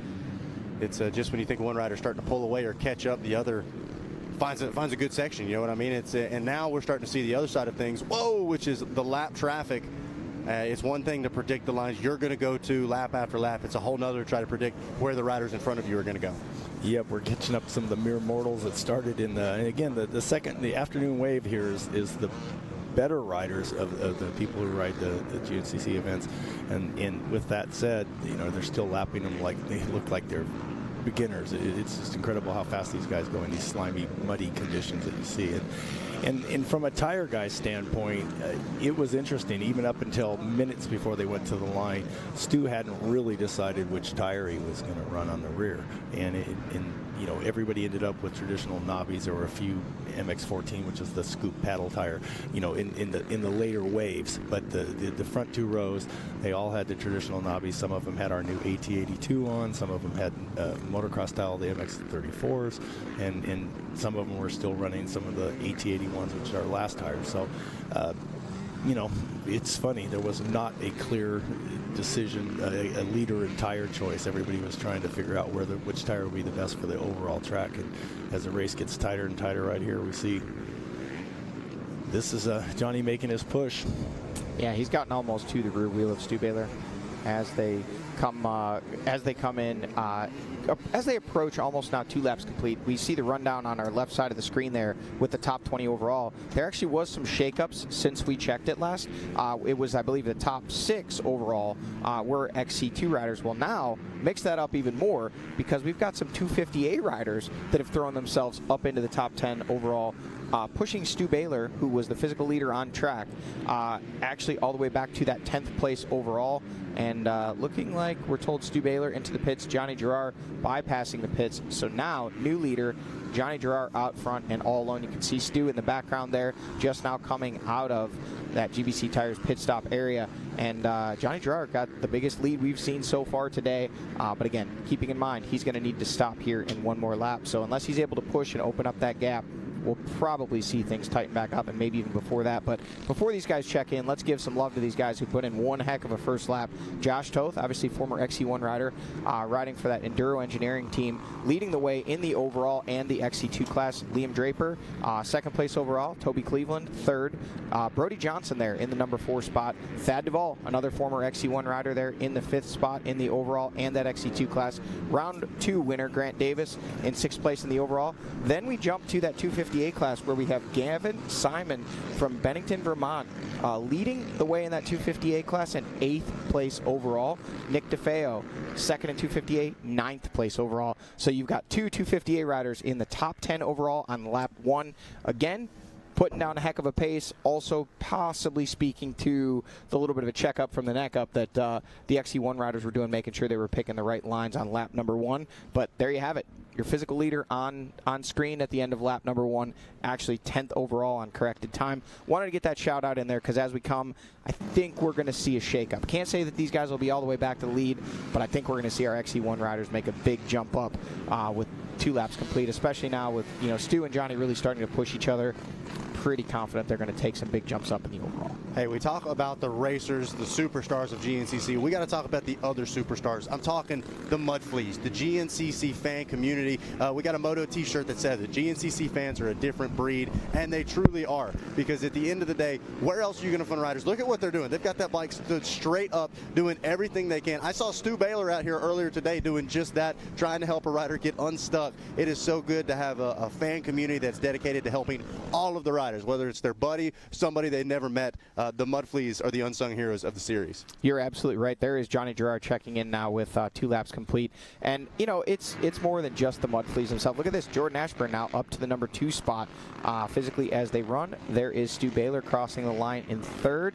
And there is Craig DeLong, who's bridged the gap now in 4th. And right there, then it's Evan Smith running. Oh, no, sorry, that's Ricky Russell. Saw the fanny pack there for a moment. Got excited. We know Evan Smith having a top 5 at round 1 there. Kind of everybody anticipating maybe another day like that for him here today, being that he is a Georgia boy. But that is your top 5 as they've checked in. Well, I'm going to quit calling myself an idiot. I'm just going to change it to a mud flea. At the Ironman a couple years ago, I saw a rider fall out in the field. Well, there you go. He got trapped under his bike, and I ran out there and tried to help him out, got him unstuck, lifted his bike, got him back on. He's like, well, thanks. He proceeded to jump on his bike, grab a big handful, drop the clutch, and just peppered me completely with mud. Oh, that's not a bad thing. That's a badge of honor here at GNCC. To me, trust me, I didn't think it was a badge of honor when I was driving to the airport in Indianapolis that night going... Brock always got to bring a change of clothes. Even if you don't think you need I had a change of clothes, but I was covered in mud. And so, mud flea, I like that. I'm calling myself a mud flea. There you go. So it doesn't matter who you are, whether you're Brock Glover, Stu Baylor, or anybody else, you too can be a mud flea. You just got to find the closest GNCC to you and make your way out. Trust me, we got things for you to do in the dry too, all right? It's not just muddy conditions.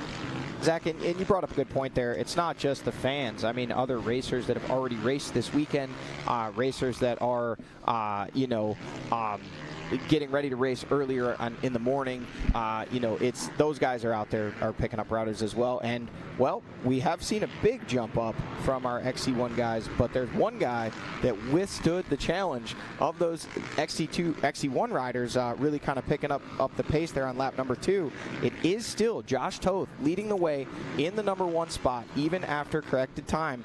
Not looking like Johnny Girroir there in second, Jordan Ashburn third, Stu Baylor fourth, Craig DeLong fifth, Ricky Russell sixth, and then second place in the XC2 class, 7th place overall. So that 35-second gap that Josh Toth has leading that XC2 class, there's 1, 2, 3, 4, 5 XC1 riders within that 35-second gap. So they did jump up, but not quite there yet. So will Josh Toth be able to hold this one a little longer? Maybe even all the way to the end. Yeah, absolutely. And Toth, one of those riders, we said the XC2, you're normally a little younger. Josh, though, he has some experience, right? He knows how to do this. He knows how to be there at the end of the race. And he also knows not going the full 3 hours. We got 2.5 hours to do battle, give or take a couple of minutes, obviously, depending on how the laps work out. And so, yeah, Johnny, do you think that last lap was the biggest test as far as the overall? Like, if he survived that last lap, you think we could see him maybe not grab the win, but an overall podium? Well, I think Josh is a bit of an anomaly, obviously, because he knows that XC1 pace. He has, run up there in podium positions and battled for wins in GNCC race, overall wins in GNCC races before. A former XC2 champion, multi-time XC2 race winner. He's got a big repertoire of knowledge there to work with. But that said, it still is so tough when you're behind and you're not actually in that battle. He's going to need a lot of communication from the crew to be able to read exactly what the pace is. But if there's anybody that could get it done, he's certainly got the toolbox to dig into. Another rider that we did just see check in as we refresh, Thad Duvall was up inside the top 5 overall there on lap number 1. And as we looking like he has now dropped down to 19th is what I'm seeing with 2 laps complete. We're seeing a little different on screen there. Nope, actually, there's some 258 riders checking in. He has now dropped outside the top 20. So a little bit of a rough lap there for Thad on lap number 2, but was inside the top 5 overall at the completion of lap number 1. We did just see him check in on screen. We are getting word. We believe this is the battle for second between, looks like that's Ashburn there in the middle. I believe. Is that Stu coming up on him? Come after the pit, or? I think it's Stu has gotten around Ashburn, gotcha. And then Craig DeLong there, the trailer on that battle. So that is second, third, and fourth as they run. And looks like Johnny Girroir, maybe that bike off in the distance there to the left, just a couple little chicanes ahead. But once we pull back a little bit, we'll see if we can identify.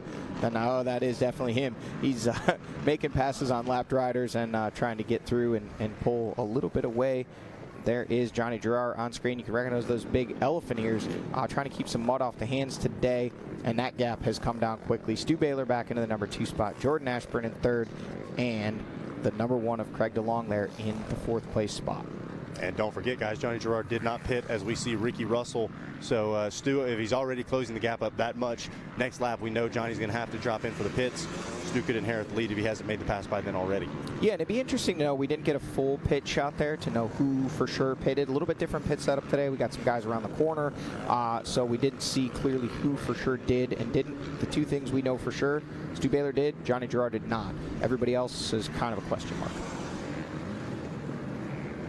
It looked like a lot of those guys were pretty close in the mix with Stu based off of the gap that we saw at the last time. I don't think that, I want to say DeLong or Ashburn pitted. I'm pure speculation. That would be my assumption as well, but without having seen, can't say for certain, but I think you're 100% right based off of the gaps that we saw. And that brings into one thing we'd love to talk about on Racer TV, pit strategy.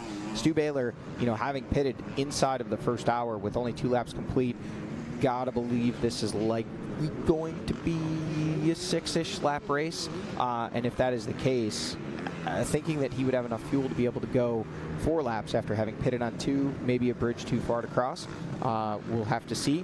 But the guys that haven't stopped yet and are stopping on lap 3, if it is a 6-lap race, you could deduce that they likely would be able to go on we're told a 5-lap race.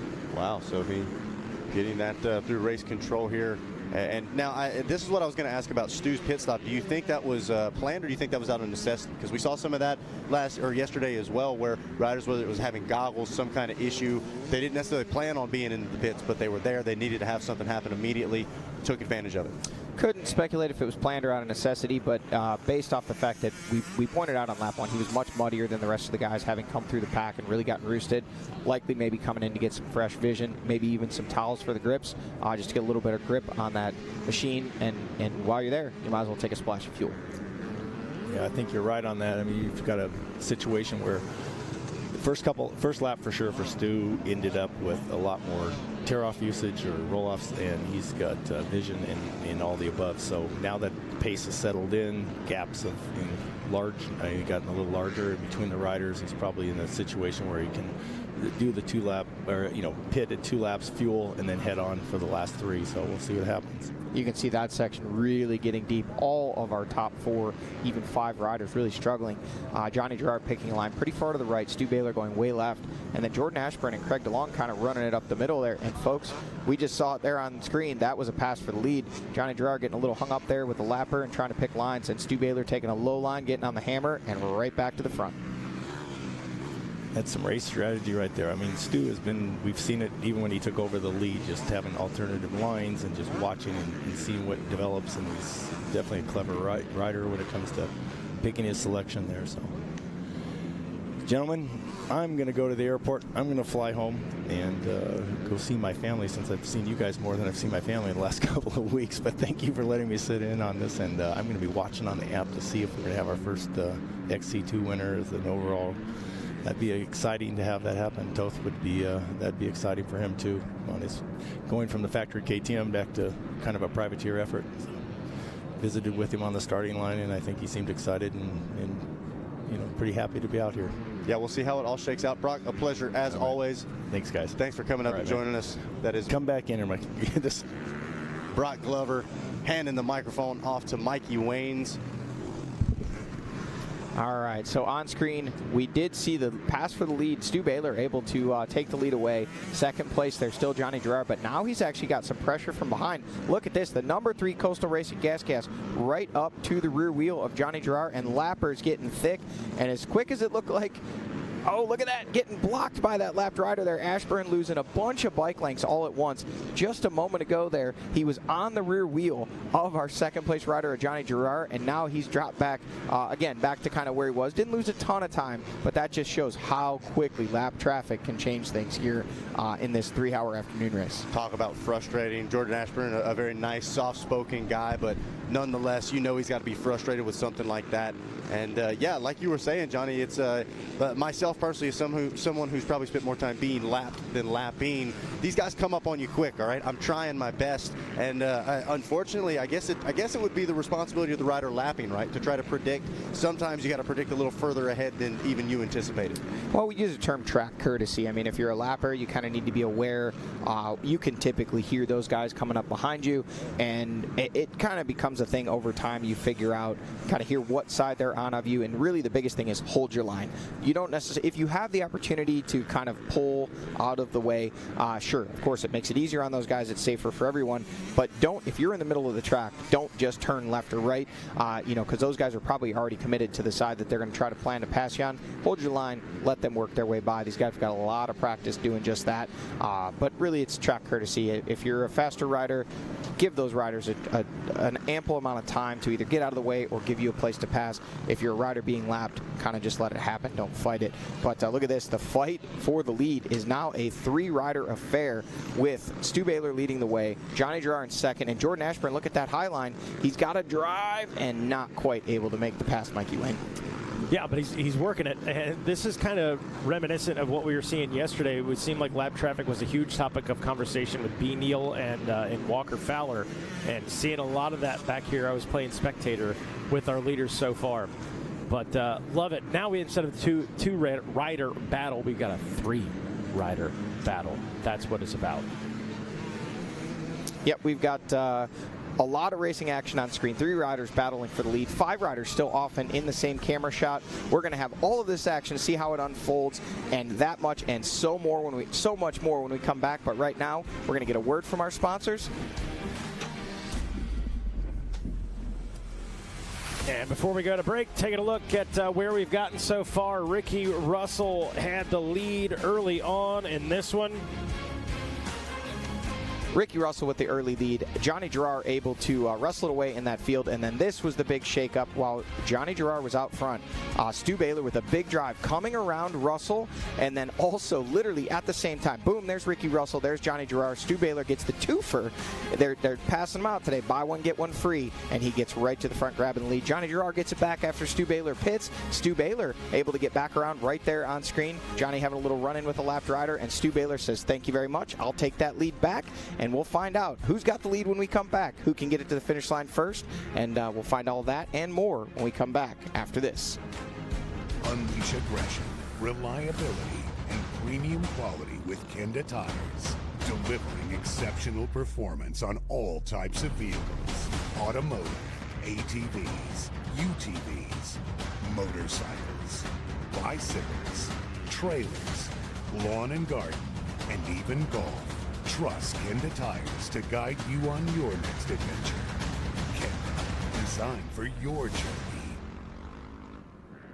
Born of family values and a homegrown work ethic, Cometic Gaskets seals your machine so you can focus on the finish line. Cometic Gaskets are the competitive standard for racers who demand the very best inside their engine. Cometic Gaskets are always constructed from superior materials designed to perform in the most demanding environments. Whether it's a championship on the line or a day in the dirt with friends, professionals and enthusiasts alike depend on Cometic. Cometic Gaskets, sealing championships since 1989. I'm 7-time GNCC champion Walker Fowler, and I run GBC.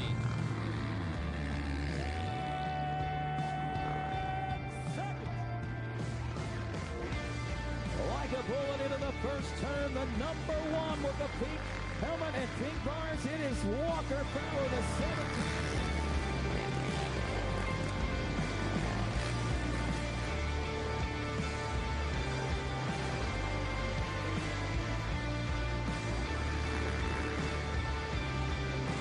Fist bump. You should be proud of yourself, Devin Behan. What a ride today. I'm Devin Behan, and I run GBC. I'm Josh Merritt, and I run GBC. I'm Chris Borch, and I run GBC.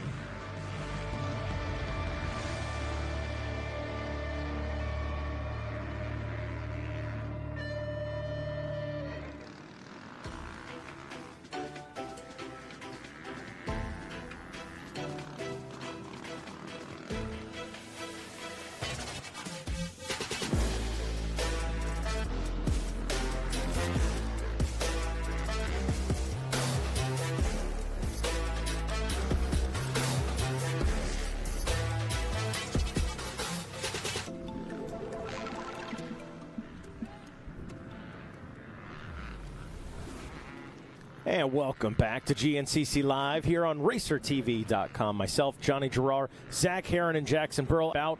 Johnny, it's been a pretty gnarly race so far. We've basically a three-way battle out in front. We thought we were spoiled yesterday with a two-way battle. Today, three-way.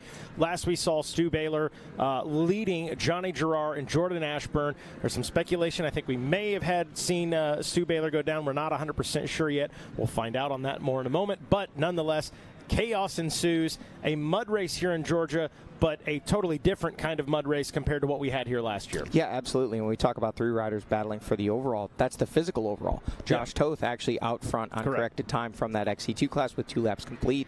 We'll see how that one continues to develop. And then keep in mind, there's another handful of riders behind, including Craig DeLong, Ricky Russell. Those guys are right there, just a few seconds off that lead group. So there's 5 riders physically battling almost wheel to wheel. And then you've got kind of that ghost out there, Josh Toth. Yeah. He's leading them on corrected time, not by much, just a few seconds, but right now he's getting the job done. Hey, Josh Toth, he's doing that Ryan Sipes style. Hey, race where you want, when you want, have some fun. Speaking of having fun, Jackson Burl is out and about, and I believe we're going to throw it down to him for a live feature right now at the Monster Mile. Yeah, thanks, Mikey. I'm down here at the Monster Mile. As you can see, we got the creek down here behind me. Sweet. And the creek is a lot more shallow than it was yesterday. On the backside of the creek in the wood area of the track, that is where you see your creative lines. the riders being able to choose which line they want to take, but not all of them are good lines by any means. And then once you get on the backside of the creek coming up the Monster Mile, things are looking very different today. The red clay starting to come up, and not many different lines they can choose through here, but once they get back in the woods, that's where they're going to be able to get creative. I'll turn things back over to you guys. Well, there you go. Thanks, Jackson. Getting out there, doing the hard work, getting down in to the nitty-gritty of it, and we see on screen now from our Yamaha Racing Live drone what appears to be, that looks like it is Johnny Girroir. So that we are told that is the leader. So he is physically the leader now at the 7-mile marker. We had seen Stu Baylor make the pass, but Johnny able to somewhere wrestle that lead back away. We'll see who is the next rider through. That was not one of our lead riders. Those are a couple lapped riders. And now we see Craig DeLong up to physically second on the racetrack, and we're told we may see a set. So there's Jordan Ashburn, that is physically third on the racetrack. Where is Stu? I don't think we missed him there. It looked like some lap traffic there behind him. Is that? Nope, there's Stu Baylor right there in Smoking. fourth, so we didn't miss him. He is fourth place there physically on the racetrack, so dropping back from the lead. And look at this, Josh Toth, the 206 Enduro Engineering machine, has physically worked his way up to fifth overall on the racetrack as they run, and within sight of all of the top four there in front of him. This is what you need to do if you're ever going to try to make this work for an XC2 overall. He can see these guys now, and he's got the carrot. He's just got to chase it. Yeah, if you're Josh Toth right now, link up with those guys and just continue to keep charging. If you can knock one off, great. This might be the scenario, Johnny. Correct me if I'm wrong. 2.5 hours is what they were saying is what we're running for this one, and it's going to be a 5-lap race. So you figure that's right in that ballpark of that 2.5 hour mark. If ever there was a scenario where an XC2 rider has a chance, maybe today's that day. Look at this. Yeah, we see now things are really starting to tighten up. Johnny Girroir there, I think that is Girroir in the lead, and then Ricky Russell putting heavy pressure behind. So that would be your second place rider.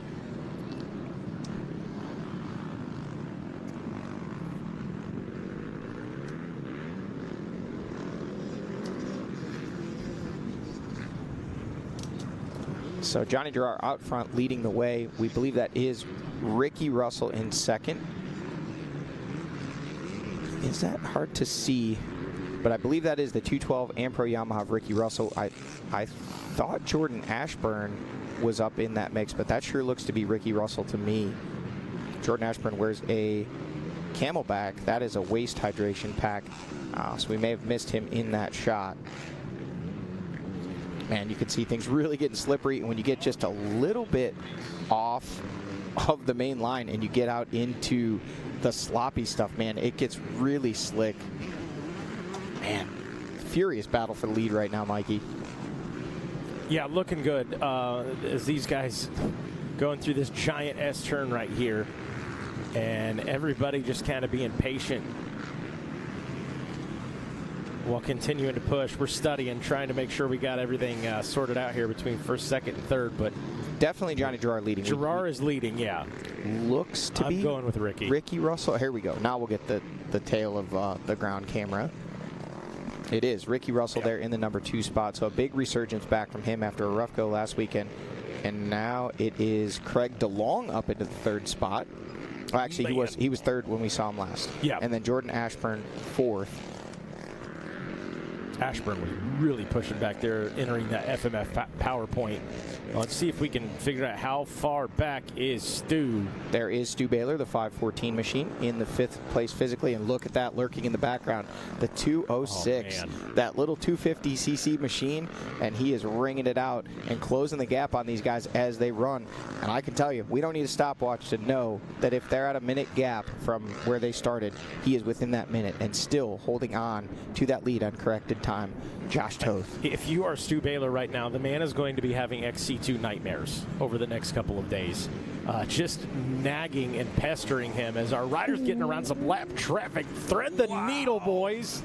Absolutely threading the needle, man. Splitting hairs there right between two lap riders, and that is not a... Oh! Down. that was a lap rider. That was the lap rider. Okay. Oh, wow. That was a... You see what happens. You just get slightly off that main line. Oof. He was just trying to get out of the way, and now he took a mud bath. Good news. He's going to be exfoliated and ready to go. Finish out this race. That lap rider will pick himself up. Look like he was absolutely fine. Soft place to crash, at least. That's very true, yes. Nice soft landing for him. Ricky Russell really starting to look aggressive, looking like he wants a piece of that lead. Does not seem content to sit back there in second place and follow Johnny. He wants to be out front, and Craig DeLong now starting to push the pace and inch up ever so closer to the lead duo. It was interesting. We spoke with Craig DeLong in the Monster Energy pre-race report. And, basically, I was very transparent with him. Hey, you know what? First two rounds. The first one was a salvage day. The second one is what it is. The bike meltdown. How do you feel about coming into today? It's clean slate. Start over. Ooh, different line choices right Very here. different lines. Very wide outside, and Craig following. Yep. Johnny right up the gut and making it work. But look, you see it worked out almost just the same. It did. But Craig, he said, you know what, this is kind of where I got my first XC1 win here last year. It was a mutter. Again, apples and oranges compared to the mutter that we've got today. But he said, I feel good about coming into today. I'm confident. This is where I figured out, hey, I'm not just a podium guy. I can come out and win these.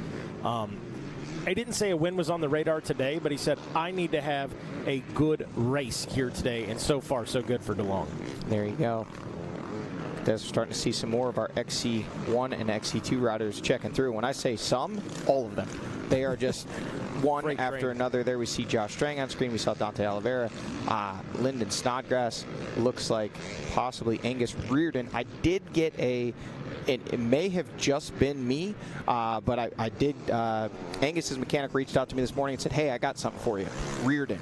Stop saying Riordan. Okay. And I said, fair okay, enough. well, thank you for the clarification. Did not know. I've actually, and it's interesting because I spent a good bit of time with Angus this winter, and he never mentioned it. So apologies to him. Apologies to the family. Reardon. It is. Yep, there you go. And look at this on screen. Grant Baylor a good ways back. Think to how long ago those leaders came through. If the Grizzlies going to put on a charge, he needs to get the claws out and start digging. If he wants to get up into a podium position, he needs to do so just now. There is Ryder Lafferty coming through as well. Another rider I'm sure not super happy with where he's at the moment. But a very tricky racetrack, and maybe those two, looks like they've kind of been hooked up from the first lap, so not just quite able to find the flow and find the pace just yet here. 9 miles into lap number 3, and really we're kind of now, if we're being told it is in fact a 5-lap race, we're past that halfway point in terms of where they've gotten to on the racetrack. Yeah, we are about 3 minutes shy of seeing the third lap completed, which will bring out what we expect to be the 2-lap card from Ricky Towery in this one. So it's go time if you're the Grizzly Grant back there, as well as the rest of them. And if you're Josh Toth, man, I don't know what you're doing, but keep on doing it. Man, he is looking good, and he made some social posts this week. We did see he was up in a top 5 overall position, and battling with Grant Davis for the lead in that XC2 class. About an hour and a half into our race in Florida, maybe even a little deeper than that, and then some things happen, ultimately connecting with. Look at this. Here is Johnny in some fresh Scott goggles, some fuel going in and out of that IMS dump can. You can see a little hydration with the hose. They're spraying some things off to clean him up. He is on his way. And I think Zach Herron is down there as we continue to watch things unfold here for the GBC Power Sport Tires pit stop. Yeah, you guys saw it basically as clear as I did. Looked like maybe a little bit of confusion there. I think they were trying to get a little more of Johnny's seat sprayed off. We just saw Stu Baylor come by. Looks like he's got bags off. Don't believe he stopped on this one, but there goes the 206 of Toth. I think we're going to try to head to his pets here in just a minute, try to let them know exactly what their strategy is. Looking strong, though, as they come through the pro pits. Things unfolding. Love it. Love to see it. So Johnny Girroir a little extra time in the pit, but I think that's pretty common these conditions, Johnny. You want to make sure you're crossing the T's, dotting the I's. Let's take the extra time so this thing runs the full gamut of the race. There you go. So there is Johnny. One would have to assume that based with the extra time he spent in the pit, maybe gave up the lead, but we will find out for sure when they check in. I mean, they're just a couple of turns away from completing lap number 3 and what will be, from what we're told, a 2-lap card in the hands of Ricky Towery. Now under right at a minute before we should see that. So is it going to be Girroir? Was he able to get out there in time, or is it going to be Jordan Ashburn? So I see there is Craig DeLong just behind, taking a look over his shoulder, looking back to see who's back there. Maybe these guys don't even know what order they came out in, but Craig, focus forward. You got Johnny Girroir ahead of you there. You can see him. Try to go with him. And Craig, I think Craig kind of has had the resurgence the last lap or so. You know, it looked like he might have been falling off the back a little bit there early, tightened up, and then has really been looking good the last lap and a half or so. So, we see some riders getting stuck. Johnny Girroir getting stuck. And Craig DeLong. Oh, that's deep. Oh, man, that was close, but able to. Churning those little legs. Yep, and Mikey, if we can refresh that live timing and scoring. Oh, Ricky Russell. That was the rider that was stuck. So Ricky Russell leading the way, we think.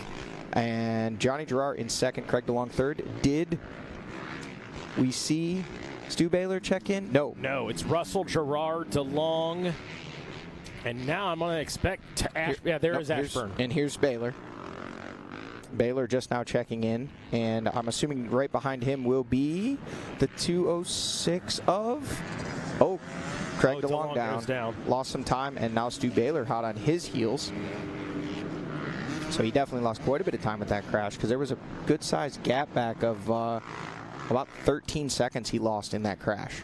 There is Toth checking in. I was going to say, I think Toth, I'm going to guess, would have taken a pit right there as he finally checks in. Where does that put Josh Toth? Johnny Gallagher after 3. It is Josh Toth still leading. And look at the elapsed time. Now with a 22-second gap to work with, Josh Toth has eclipsed those guys and put a little bit of time on him. He could see him right out there ahead of him. He was a little bit closer halfway through that lap. Again, there were some pit stops involved, but at one point, they were almost to the point where he was in the same camera shot.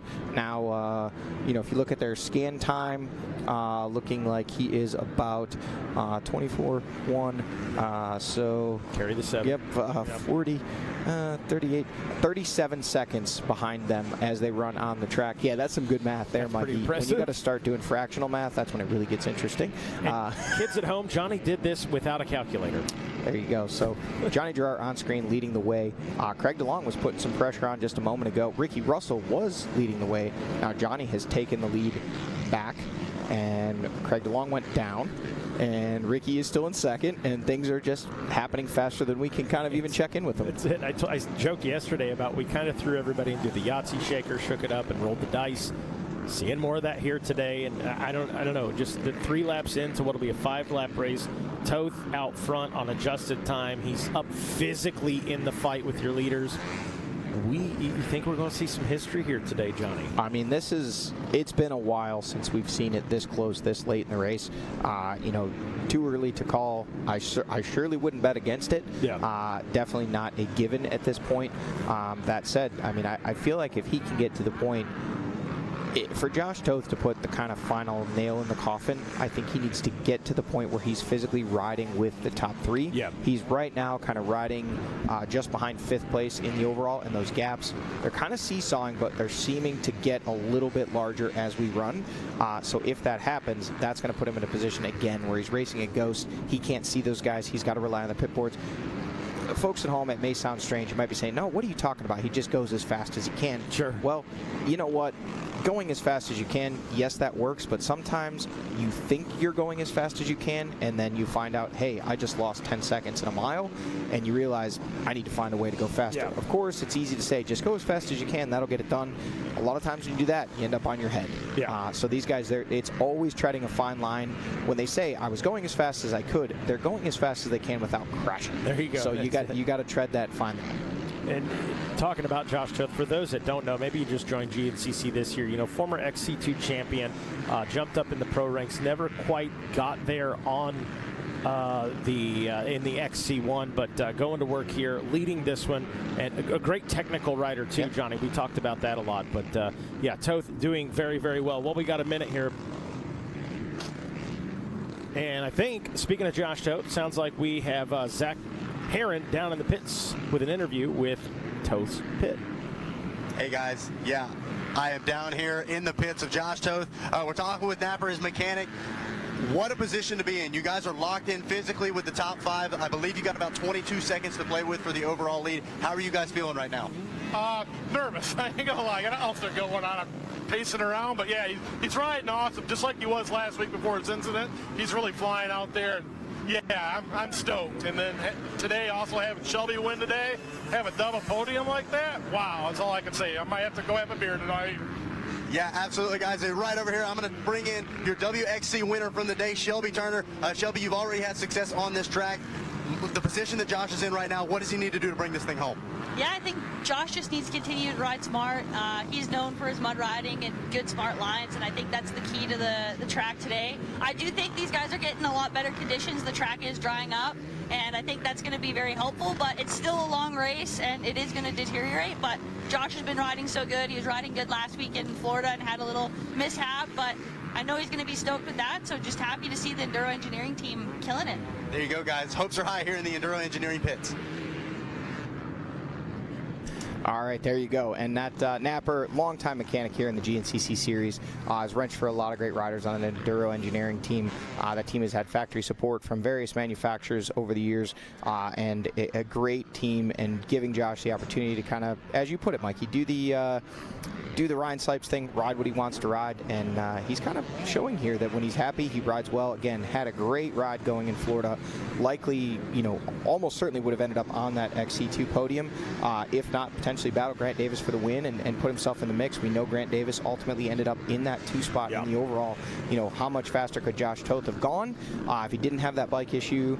Again, from his own post, said he not his exact words, but there was some contact made with the rider in XC1, and he felt maybe it wasn't the best situation. That said, hey man, quickest way to forget about that kind of stuff is come back and make a statement 7 days later, and right now he's doing just that. But the rider out front, Johnny Girroir, really just kind of, man, what can we say about Johnny Girroir so far in 2024 that hasn't been said? A rider, scary fast, blazing speed, a former XC2 champion. Right. Suddenly now, this guy is not only riding well, he's making really good decisions. He's putting himself in good positions, and don't want to jinx anything, but man, so much has gone on in Johnny's life in the last few years. We've always talked about the speed, again, winning that XC2 championship, but some things have changed in Johnny's life in the last few years, and it looks like it potentially has just made him into a more well-rounded and complete rider. I think we actually had an opportunity to talk to Johnny about some of those struggles along the way, what he's been through, and what's led him to what we see out on track today. I would say, words to live by or something to live by is, life is tough, and nobody's going to hit harder. Nobody's going to hit harder than life, and if you let life beat you down and don't fight back, it'll keep you there. And it doesn't matter what cards you've been dealt or what you've been through in life. You gotta always get up, and every day you wake up is a blessing, and put your best foot forward, and keep striving, and just keep fighting the fight, one day at a time. Life ain't about how hard you hit, it's about how hard you can get hit and keep moving forward. That's how winning is done. That's Rocky Balboa. Absolutely. I love it. I love it. I think there's a lot of Rocky Balboa in Johnny Girroir. There is. Without going into anything, he didn't go into detail. If you know Johnny Girroir, you know he's been through a lot in his life. Very much. He's always gotten back up and lived to fight another day, and forced himself to do just that. And to see him in the position that he's in, I mean, if you're racing GNCC racing and you're winning XC1 races to the tune of 2 in a row and leading your third in a matter of 5 weeks. You're on one of the most prestigious factory teams. You've got all the support.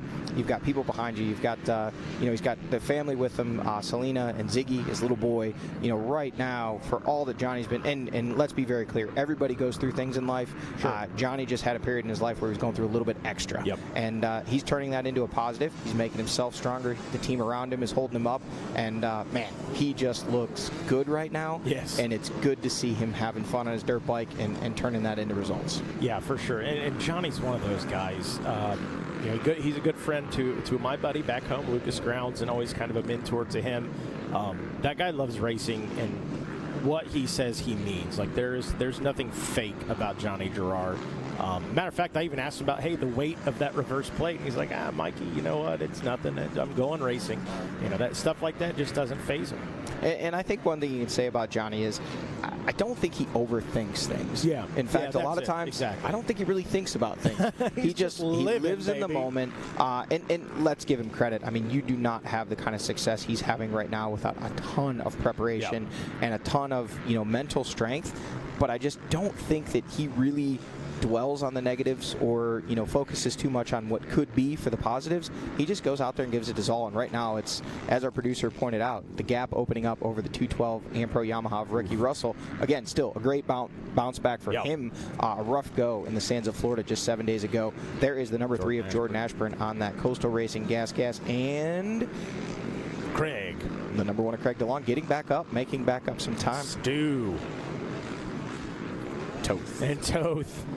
Man, that's the one I was waiting for, was to see the 206 Josh Toth. He's latched on. He's got his hooks in. Yep. And no easy task getting around those guys. I don't know. I'm not going to say he can't, but it's going to be very difficult for him to. Yeah, absolutely. I mean, it's not going to be easy because at this point you don't know what kind of information has been communicated to Johnny, Ricky. Okay. Nope, that was a left rider. Yeah. Johnny, Ricky, Jordan, Stu, Craig. Do those guys know that Josh is there? Are they giving it all they got and he's just able to match him? One would have to believe that they're not lollygagging around. Sure. Because they're trying to get away. Looks like Johnny having a little trouble there, having to get off the machine and push, and that is definitely going to eat away at the gap there. But look at this. Now the only line through there is now clogged by a lapped rider. So, around the right of him. Ricky Russell looking like he got down into the creek there and didn't even get up the bank. So we'll see what that translates to in a gap. But man, that got exciting. Yes, it did. Johnny Girroir able to recover quickly. We welcome back into the booth Jackson Burrell. Jackson, you've been out and about, man. What are you seeing? Man, it's a lot drier in a lot of the sections than you would imagine, but then in the wet parts, it is a lot wetter than you could imagine, too, especially after seeing the dry parts of the track. As you can see, paddling through the ruts are getting very deep. A lot of alternative lines for the riders to take, but some of those lines lead to some real big off-camber corners, stuff like that. So take the wrong line, it could really mess you up. I think that might have been what we saw with Ricky Russell right there. You didn't have a choice, really. It was either run into the lapper or go around and find a way. And that's what can be so frustrating sometimes, especially when you're in a battle like this and you can see the guy right there in front of you and he makes it through a section. A lap rider, clogs up that line. And at least from the drone shot, kind of looked like there was only one available line because there was already a lapper stuck there. Now you have another lap rider go in there and kind of clog up that second line.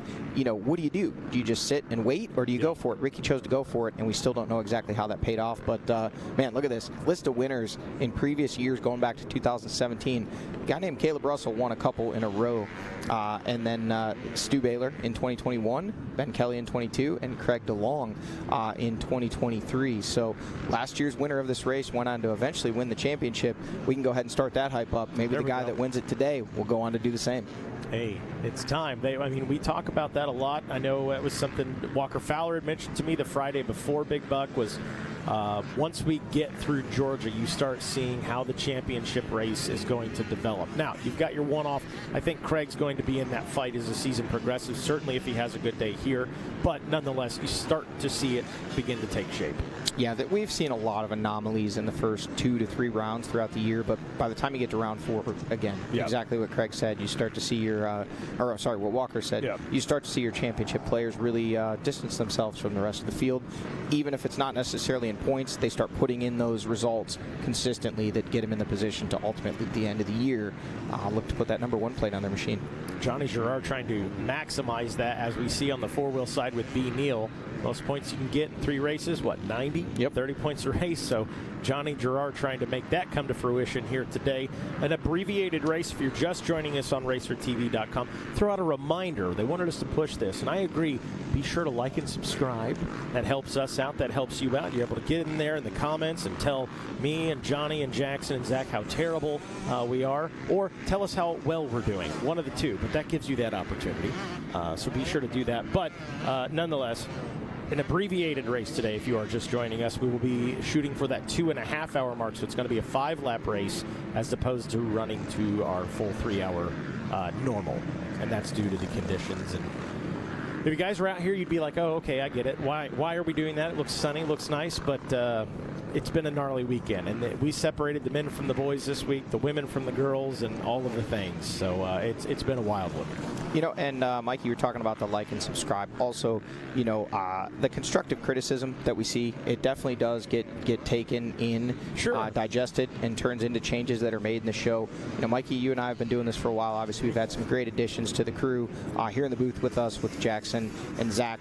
We've had a revolving cast of some others that stop in as well. And then all those names you see at the end of the show, stick around for after the post-race interviews. There's a lot of people that make this happen. Folks, it's not perfect, but if you go back and watch shows from 2 years ago, 5 years ago, 8 years ago, going back to, I think we did the first live broadcast in 2012, there is no roadmap for this. There isn't a lot of people out there doing what is being done here in the conditions and the challenges that are presented. So we're not perfect. We're trying. We're doing the best we can. We'd love the criticism. Just keep it classy, San Diego.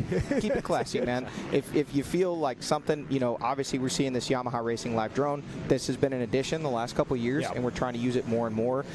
We know that we like to see those camera shots up close to really be able to identify the riders and kind of see the facial expressions. But this is so cool at a facility like this. Obviously, having been logged the last couple of years, we really can follow the battles.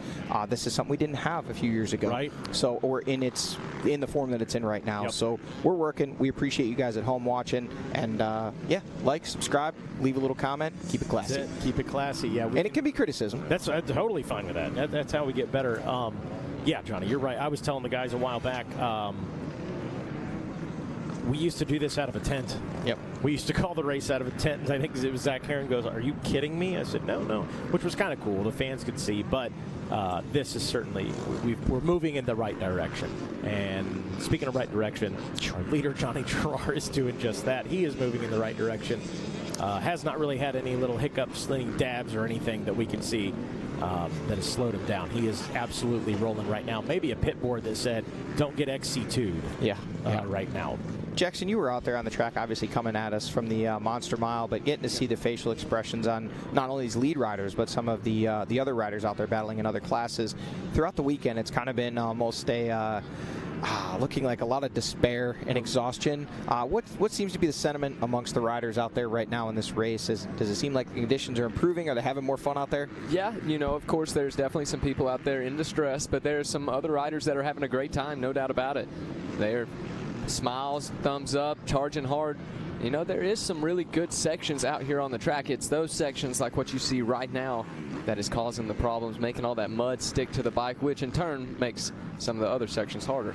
Yeah, absolutely. As those machines get heavier, while we wait and watch for our leaders here at the 7-mile marker, I will throw one thing out here that I can say from past experience, not conditions like today. Johnny Girroir on screen leading the way, and man, he is really looking like he's starting to ratchet up the intensity, but a lot of lapped riders to contend with, revving out that factory FMF Red Bull KTM and saying, "Hey guys, I'm coming through. If you could part the seas, I'd really like to get through here as quick as possible."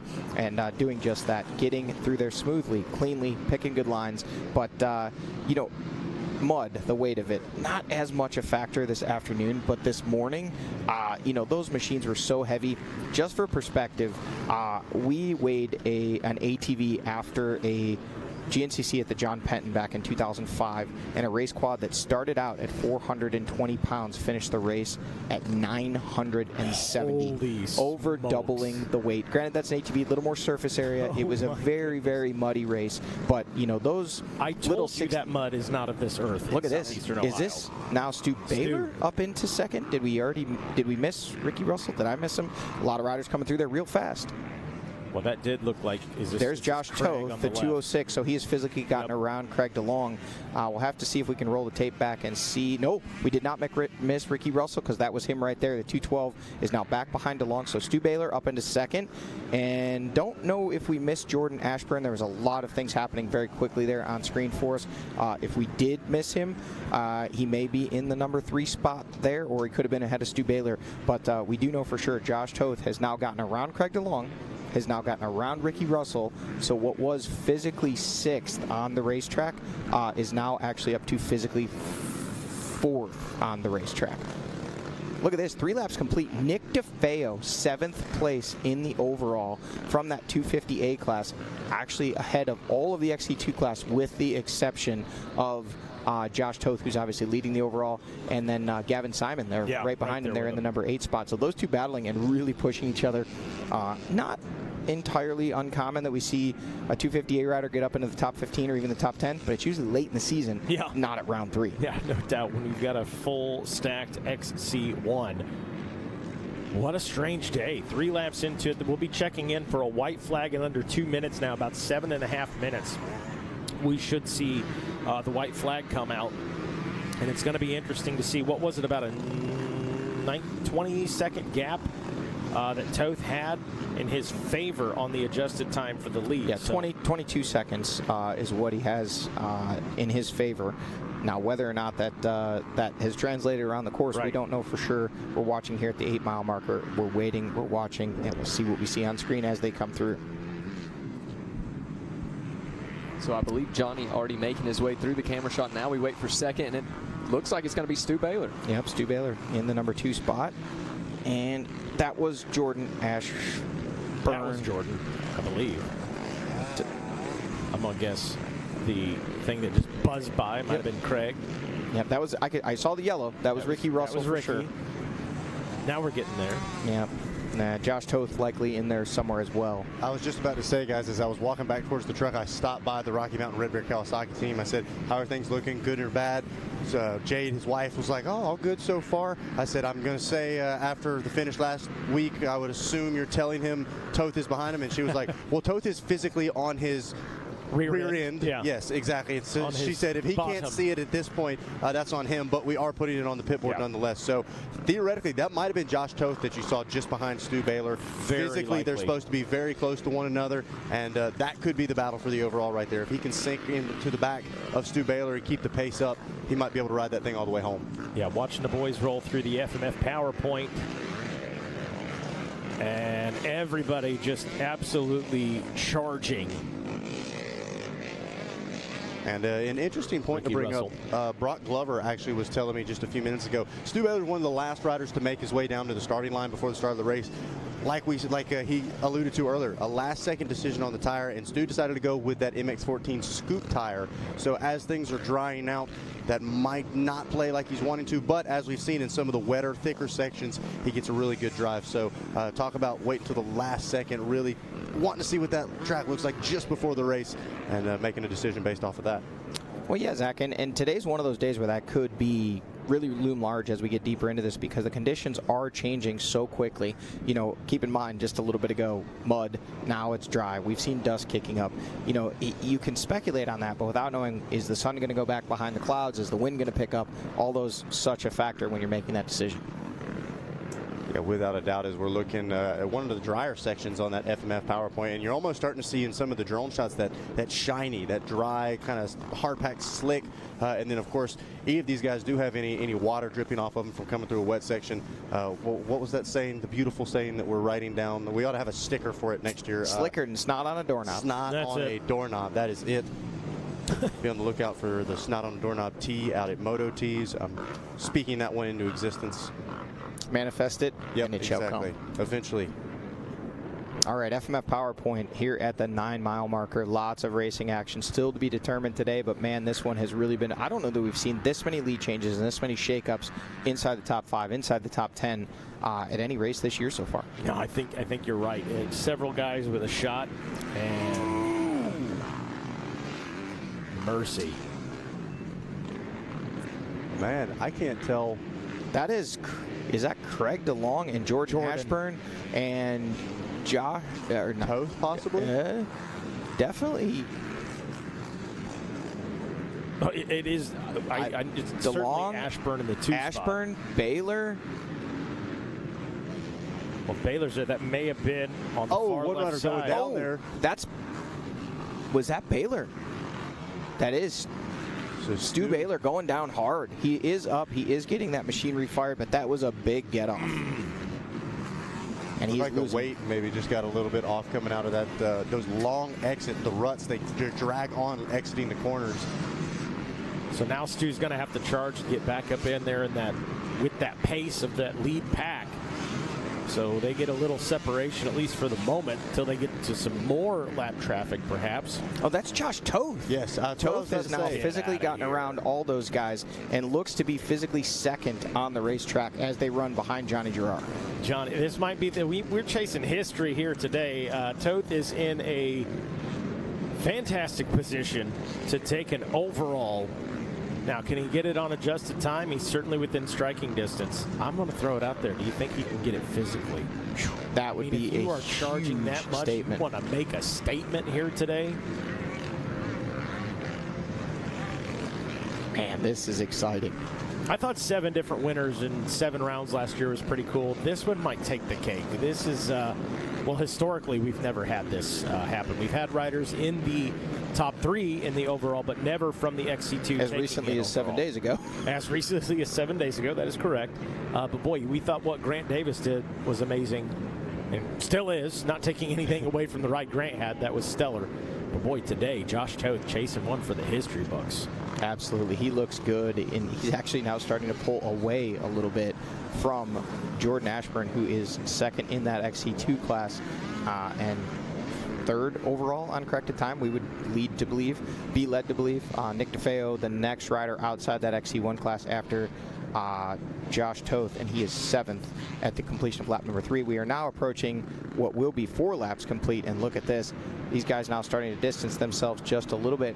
Craig DeLong back there taking a look over his shoulder. Ricky Russell hot on the charge right behind DeLong, so that's 2nd, 3rd, and then back there 4th and 5th, just a couple bike lengths behind as they run. Top 5 overall are now through the GBC Tires pit stop area, and we flash ahead. Don't know that Johnny's quite over here, but he should be coming soon.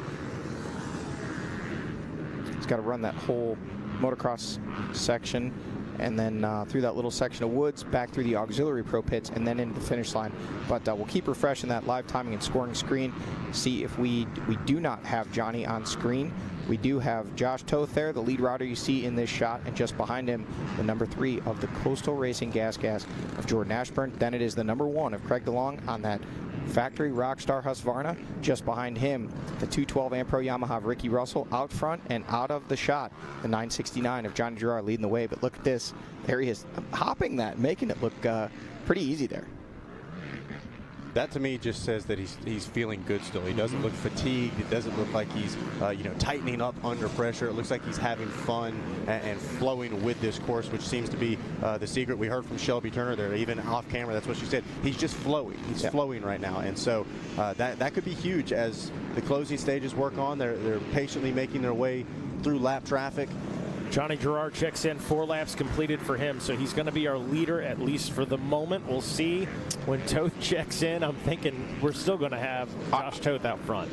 It's going to be close because Johnny's already checked in at the finish line. Josh wasn't even in the auxiliary pits yet. Okay. He may still be in the corrected time overall, but I don't think we're going to see that big what was a 22-second gap. If he is still leading, it's going to be just based purely off speculation, kind of knowing the track. It's going to be a little closer than that because he still is not still even into the chicane. Now he enters into the finish line chicane. Man, it's going to be close, but Johnny may have possibly wrestled the corrected time overall lead away, but Josh Toth is going to be close. Mikey, he's checked in on screen. It takes a second or two. Still out front. 146.12 to 146.22. 10 seconds is the gap. So I'm going to guess Johnny Girroir is going to get some pit boards that say you are out of the lead by 10 seconds. Go fast, send it, 1 lap remaining. Girroir, you got to charge.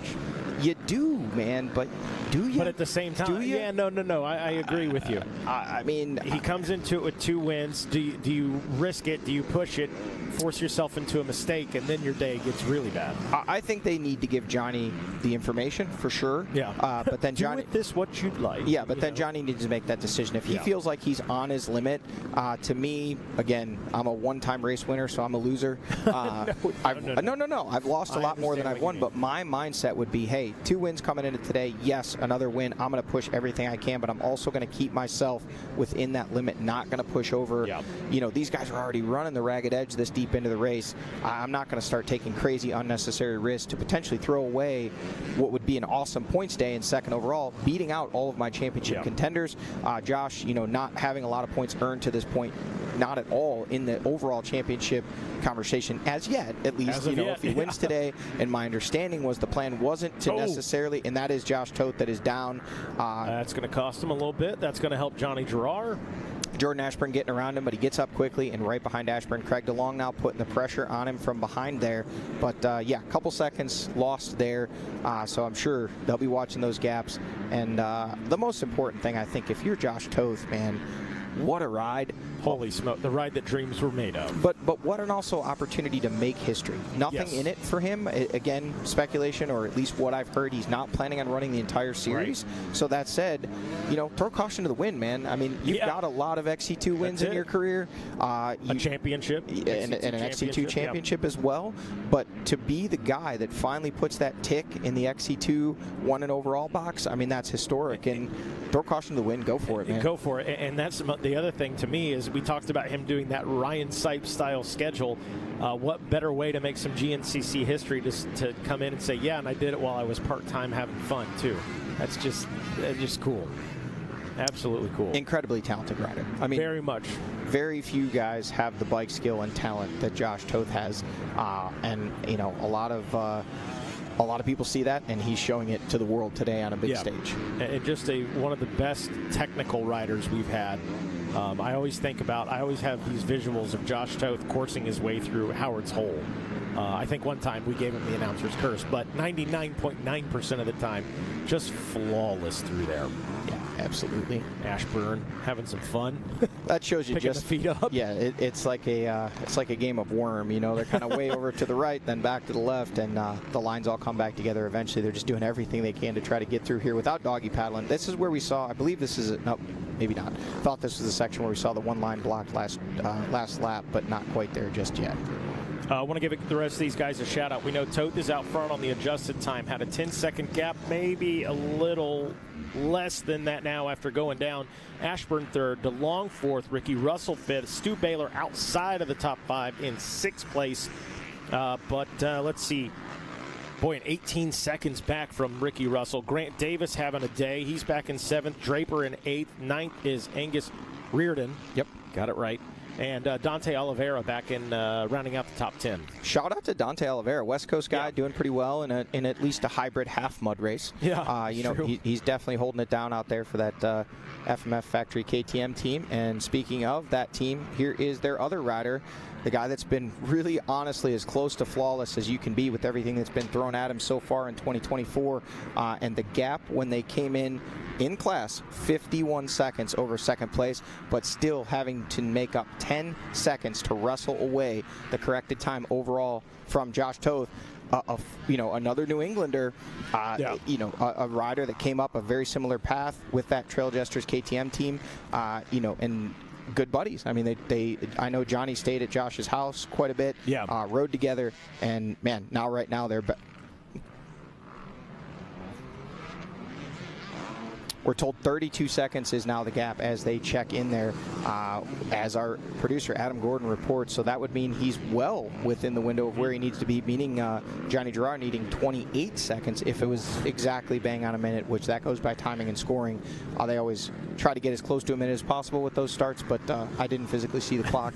They set those timing adjustments by that. There's someone there with a stopwatch every start. They're recording the exact time down to the second. They enter that into the computer. The computer takes care of the time adjustments from there.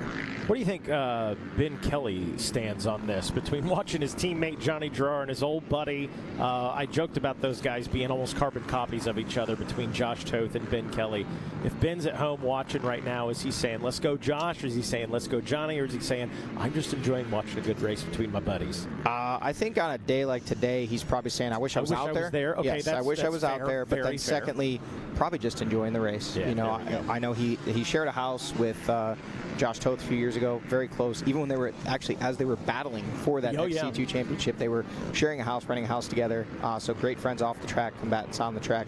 But he and Johnny are close as well. I couldn't speculate as to who he would be pulling for, other than text him, put him on the spot. I'll tell you what I feel like on days like that, when you've got two guys you're close with out there battling, may the best man win. Yeah. You just want to see everybody come home safe and put their best effort out. And right now, these guys are definitely putting their best effort out. Josh Toth just seeming to have a little bit more effort than everybody else at the moment. Yeah. Watching these guys charge from the Yamaha Racing live drone. White flag is out. We're 4 laps into it. If you're just tuning into Racer TV and you're thinking, boy, seems early, a 2.5 hour format as opposed to 3 hours. So that is where the 5 laps come in, as opposed to more. Watching a good battle on that live drone. Toth leading on adjusted time. Got a pretty decent gap. Girroir trying to wick it up and pick up some of that time back. And Jordan Ashburn putting pressure on Toth. I got to wonder, is that helping Josh? Is it hurting him? Good point. Having Jordan Ashburn, a former series champ as recently as a year ago, a guy that knows his way around race wins and also mud races. I mean, yes. Jordan likes the mud. We know that. So yes. Especially in these technical sections, he's got long legs, a little bit more displacement with that 350cc machine to Josh's 250. But right now, Josh making it all work. And through 4 laps complete of 5, Josh has proved to be the fastest. And to talk about Jordan Ashburn a little more on that Coastal Racing gas this year, this season almost reminiscent of his championship year, where kind of quietly back there doing his thing. He's 3rd in points coming into today. Obviously, if he can keep this going, have another good points day, just constantly in the conversation this year. Mikey, I don't know if we obviously can't back that up, but Josh Toth through that last section. Yes, he did you see that full send? I mean, just kind of wasn't even in a rut, said, well, this is close enough, leaned back, lightened up the front end, and just let all 250 cc's of that Enduro engineering machine eat. And man, I think full send is the best way to describe it. He doesn't, I don't want to say he doesn't care, but he's not thinking about the XC2 win right now with if you look back, Grant Davis, about 2 minutes and 56 seconds back of Josh Toth, 2nd place in that XC2 class. Nothing ever certain, but he's got that one as close to in the bag as you can be. So why not go for the gusto, man? Play with house money, bet it all on black, and let it ride. And that's exactly what he's doing right now. Yeah, Josh Toth, what a day. Maybe one for the history books. Unless Johnny Girroir finds some speed out there. There is Johnny Girroir on screen popping out of that section at 1:55.51. Well, I guess we'll do it through the Yamaha banners there at 55. So we should get that same shot of Josh Toth, and then we'll do the math, figure out what the gap is. We're going to leave that to the producer. It's hard to do math and I hope talk. you got your stopwatch out, Adam. 1:55.55 through, not those Yamaha banners we see on screen, but the ones going away is kind of what I had. But we'll see what it works out to be. Whew, that is close. 27 seconds is what our producer Adam Gordon is reporting. So, Johnny, we might see history today. Jordan Ashburn still there in tow in that number 3 spot. 27 seconds, meaning he's got 33-ish to play with. That just wild. Just wild. What Josh Toth is doing. Josh, I'm just going to throw it out there. Please go ahead and run a full season. I know your schedule probably dictates otherwise.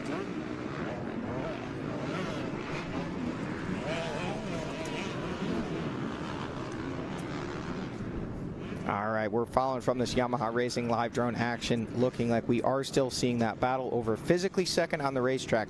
But folks, that man out front leading the way in this battle is actually your overall leader on corrected time. Unofficially, officially, about a 33-second gap over the physical leader on the racetrack, Johnny Girroir. He's only 27 seconds behind him as they run, meaning, again, playing on house money. All he's got to do is not lose 33 seconds between here and the finish line, and they are ticking away the mile markers. Now he's starting to even open up the gap a little bit more over Jordan Ashburn there in that 3rd place overall position. Watching history in the making here on a Sunday in Georgia, round number 3 of the 2024 season. After this, folks, we had a short break in between Palatka and Georgia. We will have a little bit more, it's our normal break, and then we'll be up in the sand again at Camp Coker. Of course, Camp Coker, that track, it's sort of the melting pot of terrains, I guess. It's a little sand, a little clay, a little dirt. It's got everything you want. But right now, we're all focused here at Aonia Pass for this general GNCC and watching Josh Toth try to make history, watching Johnny Girroir try to stay perfect. Josh Toth, feet on the pegs through all that. When I see it, just as we say that, he dabs. That's just how it works. Announcer's curse, man. It happens. But he's looking good. Jordan Ashburn still there shadowing him. You can see their lines a little bit different through here, a little bit different riding styles, but a lot of similarities as well. Both very technical riders. And in these long ruts and these deep ruts today, I think the feet on the pegs making it work of Josh Toth, just using less energy, really flowing, finding the good lines, carrying his speed is really obviously working out because, we see a little stumble there as we talk about it. Jordan Ashburn able to close the gap up just a little bit, but looks like behind them there, I think we're seeing possibly Craig DeLong, maybe Ricky Russell starting to creep up into the camera shot, maybe both. So those guys back there as well, we know in the 4th and 5th place position. Stu Baylor not too far back as well, trying to maximize his points day, wanting to keep himself in the middle of this championship hunt. Johnny Girroir out front doing everything he can to try to gain another 30, but as it stands right now, if Josh Toth can hold him off with the time correction, he will only be taking 25 points for his haul today. We're moving right along here on our last lap. And, boy, it has been a gnarly day, Johnny. We've talked about it till we're blue in the face. Josh Toth leading this one. He is not physically out in front. That's Johnny Girroir, but Johnny Girroir has got to wick it up. He's got to find some time out there and put that time in between him and Toth, as Toth has got him on the adjusted time, the ride that dreams were made of. Ladies and gentlemen, this is the absolute definition of that for Josh Toth. Playing with house money, whatever cliche you want to throw at the man. And there is Girroir coming through, and this is where we had the clock on it that let us know that time gap between Toth and Girroir. Can Girroir stay perfect? Can Toth make history? We'll be back with more in just a moment.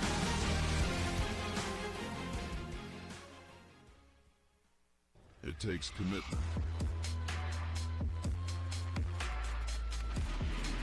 passion,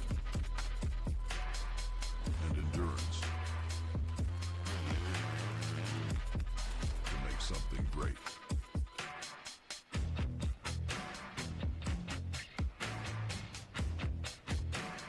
Made by champions, for champions.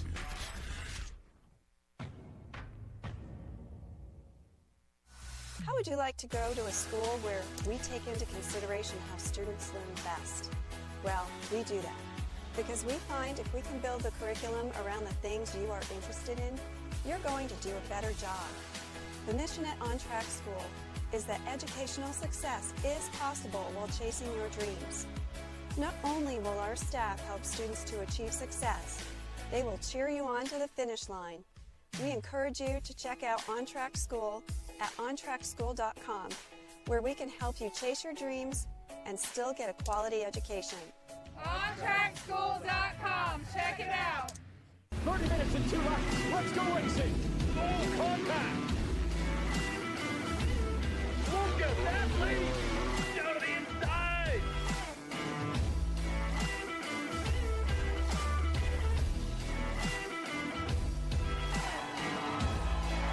Lord still on top.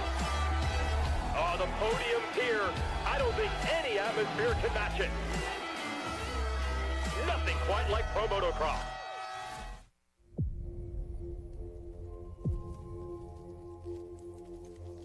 We've been there since the very beginning. 20 laps, the main event, the mud, the blood, the beer. Organizing the industry and building champions.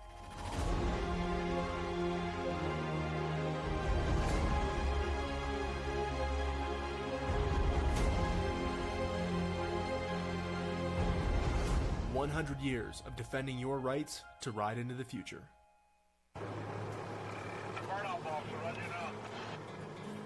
Community, family, teamwork. It's what we have stood on for over a decade. Hauling might be what we do at the surface, but it's much deeper than that, because what you need matters. When you need a haul, give us a call at 724-852-4488. For 24 hours a day, 7 days a week, 365 days a year, we at JD Enterprises are prepared to serve you. And welcome back to GNCC Live here on RacerTV.com. Round number 3.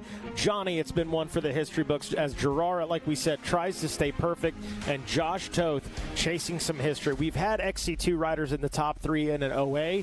We have never had one take an overall. Yeah, we've seen it come close a number of times.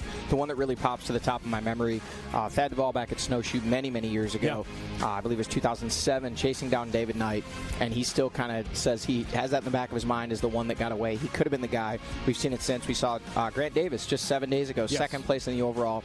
But, man, for Josh Toth to get it done today, what a story it would be. And like you said, truly a historic moment. That's a good point that you bring up about Snowshoe. You know, we have kind of the tribute to the Blackwater 100 where we've got, 4 riders, I believe, per row. 4 or 5. Five riders per row. That's always the scenario where we talk, hey, maybe an XC1 guy or XC2 guy gets it today, and that's never happened. Here, that's not the scenario. It's the good old-fashioned normal GNCC start, and we have Toth trying to make some history. We take a look at the overall on the points. Johnny Girroir maximizing his opportunities here, staying perfect through 2. Stu Baylor, little mulligan in round 2, ended up 3rd in the OA, but still sits 2nd in points. Grant Davis, how about that, out of the XC2 in 3rd. And we are watching now the FMF PowerPoint. We are just about under 10 minutes away now from getting a checkered flag in this one. And big question, perfect Girroir or history-making Toth? Well, we'll jump to that in just 1 minute. We've got to give a shout-out to home state boy, Evan Smith, 6th place after 2 rounds of racing, with that starting off with a strong top 5 in round 1. Obviously, I don't know exactly what he finished at round 2, but to be 6th place in points, you know, that's a very, very solid start to the season for him. And as we look on screen, he's down in 19th place. Was a little bit further up earlier, but still a great first 2 races for him. To your point, had a message from Tina. She said Evan had a big get off on Thursday, ended up in the emergency room. He had stitches in his lip and a little loss of memory, confusion, but he was cleared to race with caution. So he's cautiously in that position. A solid day for him. Battle unfolding on screen. Yes. Ashburn applying pressure. Yes, Josh Toth took a long time to take that tear off. But yeah, now it is Jordan Ashburn applying the pressure there to.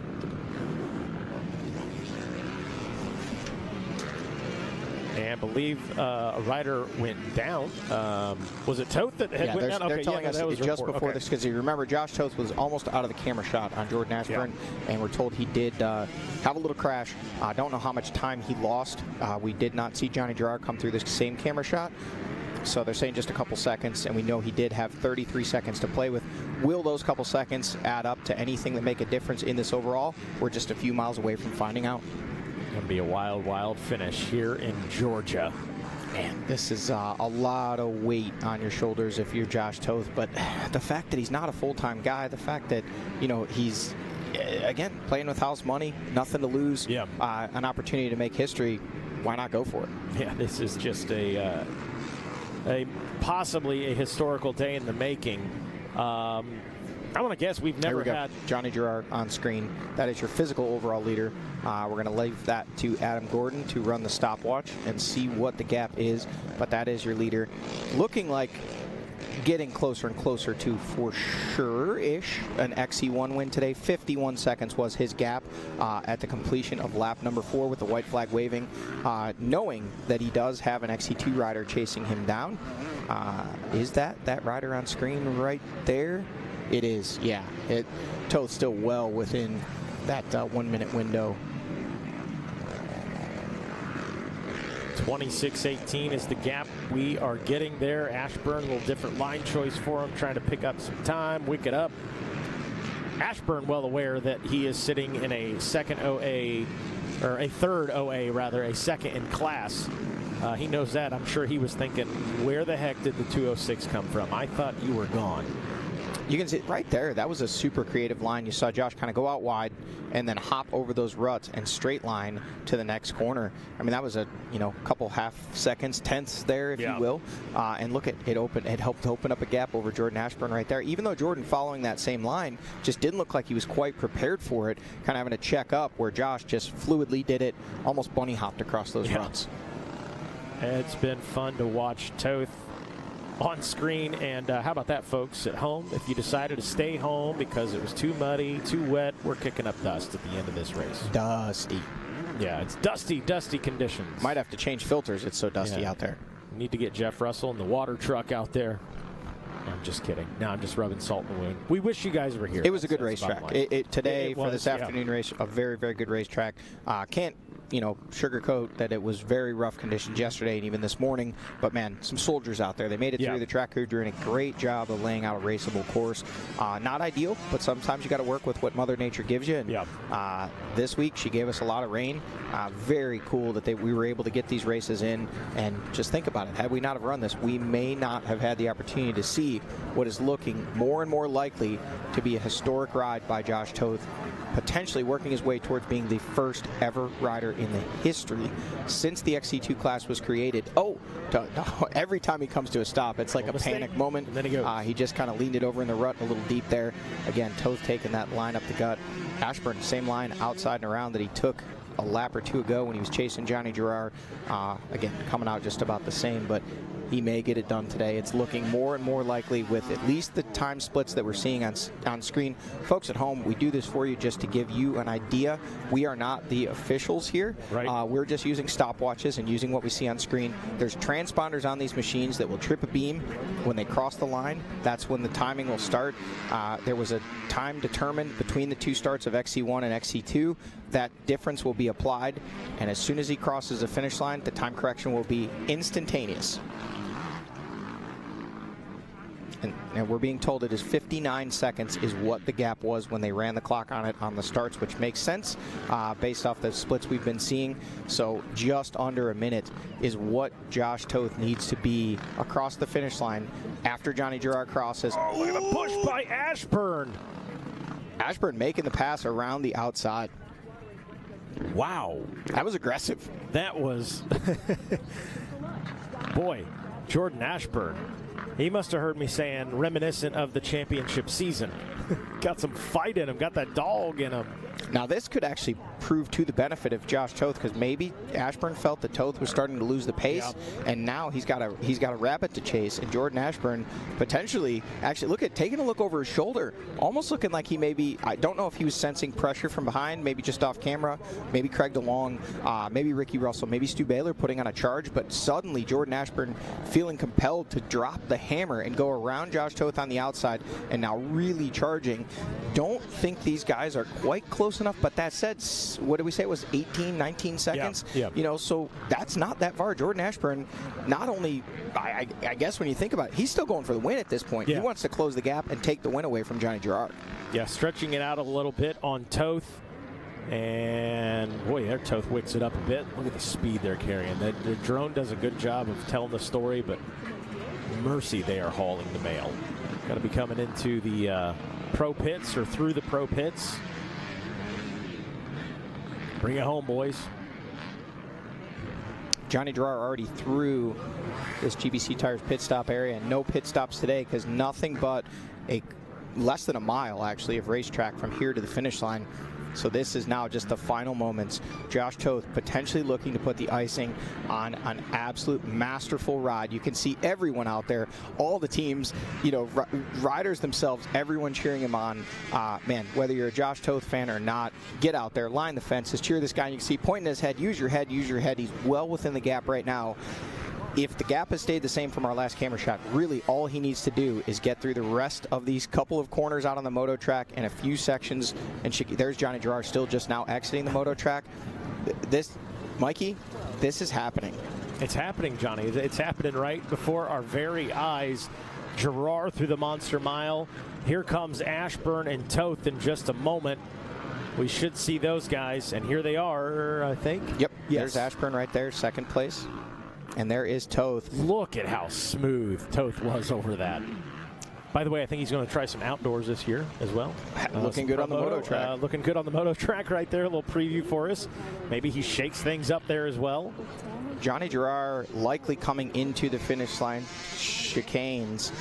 We are down to it. We're told 24 seconds is the gap, meaning that wow.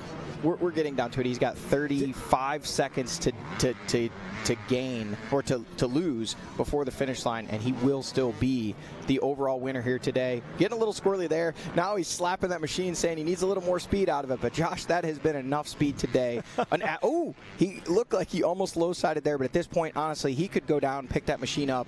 As long as he doesn't damage anything, he will still get the win here today. Johnny Girroir now crossing the finish line, sprinting for every second, knowing he's got somebody behind him that has the advantage of a time correction. Mikey Wayne's call it from here because I'm too excited. Mercy sakes alive. So Johnny Girroir, we know this. He's going to take the win in the XC1 class. Is it going to be a P1 in the OA? Don't think so, because Josh Toth, ladies and gentlemen, is going to check in and on adjusted time get him. Congratulations to Jordan Ashburn as well. He's going to take second in the XC1. And how about that? The emotion right there by Josh Toth. We reset scoring. History made here in GNCC today. Josh Toth out of the XC2 class is your overall winner of the general GNCC. Look at that steam, smoke coming off that machine. He gave it everything. The machine gave it everything. And what it resulted in is the first ever overall winner from the XC2 class. In all the years that we've done this, all the years we've had that class, so many close calls, so many guys looking like on the last lap they were right there. Something always comes up where the XC1 guys just dig a little deeper. But today, despite all the digging, the guy that dug the deepest, the guy that went the fastest, crossing the finish line with a gap of a lapse time 1:35. It doesn't matter, but it is about 25 seconds is what he had to spare getting the job done. And look at that. That is one happy man right there. That's a man who has fun on a dirt bike, and that is a man who is now going to go down in the history books of GNCC. All smiles is Josh Toth, and the man looks like he could go for another hour. Absolutely. The definition of the ride that dreams were made of. And Johnny, let's dissect this a little bit for Josh Toth. You know, he had the factory ride with KTM. He never really got to be that guy. He was on the team with Ben Kelly. He was on the team with Caleb Russell. Today, doing his own thing, a privateer effort, if you will, able to make it happen. Yeah, awesome story. Zach Heron down there with him. Zach, if you're ready to go, I mean, let's not talk about it anymore. Let's get it from the man himself. Absolutely, guys. History has been made. Josh Toth, you have done it. You've gotten the overall win from XC2. How does it feel, man? You look like you were out there for a Sunday cruise. You got the job done. Yeah, it feels unreal, really. It's just a dream right now. I put in my own race, just like put my head down and I knew I was going to come for Johnny today. I was fired up all week, and there's no reason I shouldn't be fighting with those guys. So, yeah, just rode my own race and trying to make big mistakes and made it happen. Absolutely. We saw a ton of your XC2 classmates. You guys were all basically the top 5 of the leaderboard overall after the first lap. The rest of them kind of fell off the pace, but just consistently, lap after lap, you stayed up there. What was the secret? He's getting yelled at. Look at that. We got Johnny Girroir giving him a hug. Stu Baylor's coming up to celebrate as well. This is what it's all about. Success at GNCC. The congrats from the comrades. They all went to do battle. Hey, I'll let you get to celebrating real quick, man. I know you got some great people helping you out. Who got you this win? Who helped you get you here? Yeah, I'm a mechanic Napper, the whole Enduro Engineering team. These guys are awesome. Just let me build my own program and have fun, have a blast. I've been doing everything. I've raced a bunch of hard enduro, and I think it showed today, you know, and I'm a dirt bike racer. I just want to race everything, so it's paying off. I'm getting better and better, and it's not the last one. There you go, guys. Congratulations. History's been made. Josh Toth, your overall winner. Mike, you want to talk about a statement? Not even really relishing. Yes, very happy, but saying it's not the last one. Yeah. Basically, what he's saying is, I'm going to come back and I'm going to try to do this again. Right, yes. And, hey, you do it once. What's to say you can't do it again? What an exciting day. That was the resurrection of Josh Toth down there. Yeah, just ecstatic and in the history books. What else can you say? And meanwhile, Johnny Girroir, he stays perfect as far as the XC1 class is concerned. Won't get the overall today, but you saw Johnny Girroir down there hugging him, elated for his buddy Josh Toth. I know we'll get a word in with him. Rounding out that top 3, Ashburn will round out the overall. Stu Baylor did check in the 4th spot for the OA. That'll put him 3rd place in that XC1 class. Ricky Russell, a 5th overall, 4th in class. Craig DeLong, a day moving in the right direction. A 6th in the overall, a 5th in the class. Craig, it's building blocks for him right now to get back in the fight. Yeah, and he was right there in the fight. We were following that, that absolutely historic battle to the finish line there. So we didn't get to see a lot of that, but there was a mix-up there in 3rd, 4th, and 5th. Those guys were battling hard right to the finish line. And it sounds like we've got Jackson Burrell down there with Johnny Girroir. Yeah, guys, I'm here with your 2nd overall on the day. 1st in the XC1 class, Johnny Girroir. Johnny, can you take me through your day? Yeah, it was gnarly out there. I got a pretty decent start and was just following the leaders, and found myself in the lead, and then Stu had some good lines, been blowing by me, and just tagging along with him, learning, and he went down a couple times, was able to get around him, and then Ricky and Ashburn challenged me again, and me and Ricky freaking came together, and it was just chaos out there, and I just keep getting a pit board, tossing the lead, and I was charging that last lap as hard as I could. I ended up making a mistake and going over the bars, and I think it was down to 5 or 10 seconds, and then yeah, I think that's all it took, and hats off to Josh, man. That's awesome.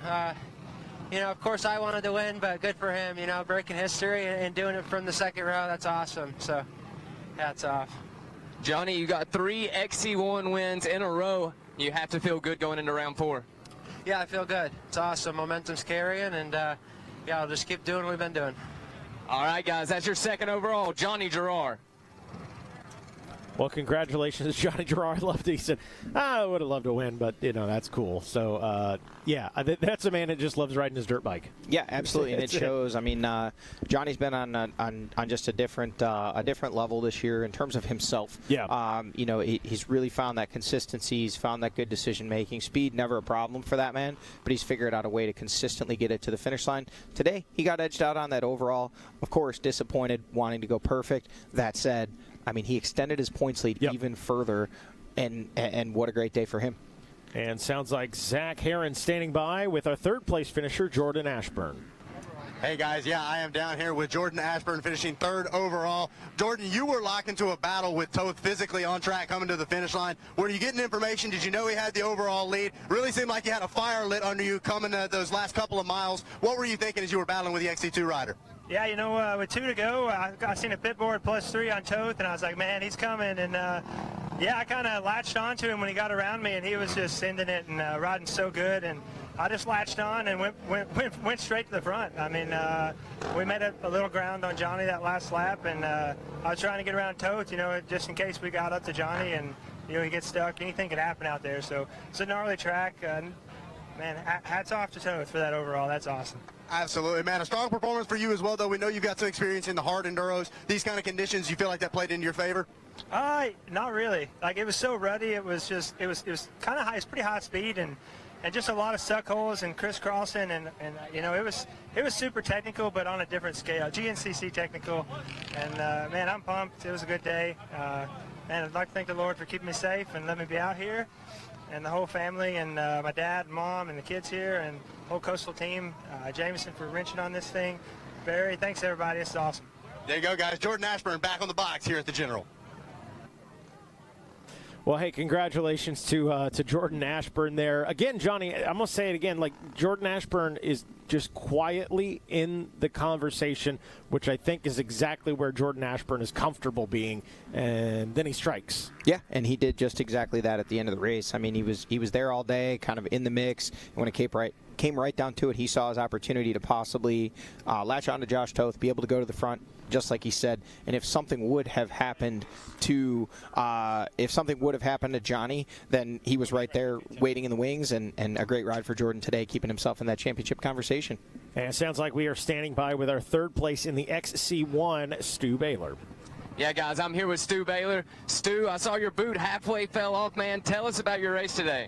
Man, it was, if there's an award for most people past, I definitely got that. I was mistake after mistake and just trying to break away, and man, it was really tough. Like, when you were riding your lines, you were good, but as soon as we got in that group of guys just mixing it up, it was really tough, like just trying to make a pass and trying to stick it on the inside and hitting those deep spots, and just made a lot of stupid mistakes. But then came across a water hole, and they had some logs laid in it and couldn't see what was under there, but a log jumped up and went right in between my fork and my tire and locked the bike up, and cost me a lot of time. And then somehow I count back up, all the guys were stuck in a ditch except Johnny, and from there it was just, man, it was everybody going for it. So the last lap and a half was good, but yeah, I would have liked that extra lap. You know, I'm one of the guys that likes to get moving there at the end, and I just felt like I finally found my own there about halfway through that last lap, and you know, just nailing my marks and doing what I needed to. I don't like having to push off the start. I like 3 hours. Well, Stu, you're right there in the fight. How do you feel heading into the next round? You know, I feel good. I've been very consistent this year, and you know, we've kept the bike running, which is a positive. We're doing better than we have the last couple of years as far as mechanicals, and at this point, it's just make sure that we dot our I's and cross our T's, and moving forward, hopefully the whole team can perform better. I saw a couple bikes parked up beside the rig, so bummer for those guys, but go back and get the rest of the team on top, and hopefully the next few races will be better. All right, guys, that's Stu Baylor, your third in the XC1.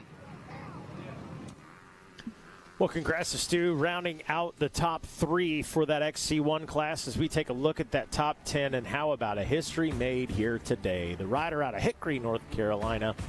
New home, I guess, for Josh Toth from compared back in the day. Johnny Girroir, a second, remains your points leader. Oh, yeah, there you go. Nick DeFeo, how about it, back finishing 7th overall today. That is out of one of our amateur classes, 250A. What a ride by him. Yeah, phenomenal ride for him there out of Myrtle Beach, South Carolina. Grant Davis, Liam Draper rounding out your other 2 podium positions behind our overall winner, Josh Toth, 2nd and 3rd, and then Angus Reardon keeping himself in the conversation for that championship battle in XC2 there with a 10th place overall and 4th in XC2. Mikey, history was made today. History was made. The ride that dreams were made of. We'll take a look at this specialized race recap. A wild day in the world of GNCC. I was going to say the XC1, but it was start to finish. This thing was crazy.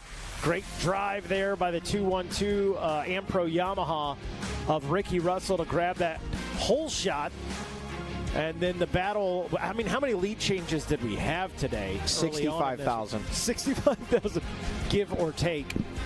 Some great passing. These guys able to really stretch their legs out today, and Stu Baylor on the charge early in this one. On the moto track, making it happen. Putting some of that Shoals work to good use. Getting around Ricky Russell and the boys. And then, oh, yes, Johnny Girroir losing, getting a little connection with a lapped rider there. Then we saw Stu Baylor take a big dive there. Yeah. Got cross-rutted. Johnny Girroir having to paddle his way through. A lot of these guys just pushing through these ruts so deep today. When it came down to it, in the stretch, Johnny Girroir just pushing, running, trying to get away from this guy on screen, the 206 of Josh Toth, who just didn't put a foot wrong today. We heard he had some crashes on camera. We saw him stall it a few times, but other than that, he literally just was on the charge and just continued. There we see, there's the one crash we had on camera. Jordan Ashburn getting back around momentarily, but Toth would put it back on the charge, just keep pushing, knowing that just ahead of him was not only the XC2 win, but the overall win, and that's the look of an overall winner in GNCC, the first man to ever do it from the XC2 class. Man, what a huge congratulations to Josh Toth getting the job done. A sensational race day. And that's going to wrap it up. We'll be back in a couple of weeks up in South Carolina for the Camp Coker Bullet. But in the meantime, that's going to wrap things up for today. On behalf of Jackson Burrell, Zach Herron, Johnny Gallagher, our camera operators, JC, Matt, Josh, Mike, Leah Myers. By the way, happy belated birthday to Leah Myers. Her birthday was yesterday. Kirsten, as well as our drone pilot, Gabe Scholl, our manager, Dan Reinhart, our spotter, Hollywood, our EIC, Jordan McFadden, our director, Don Hampton, our producer, Adam Gordon, and our executive producer, Carrie Jo Russell. I'm Mikey Waynes. We'll see you at the races.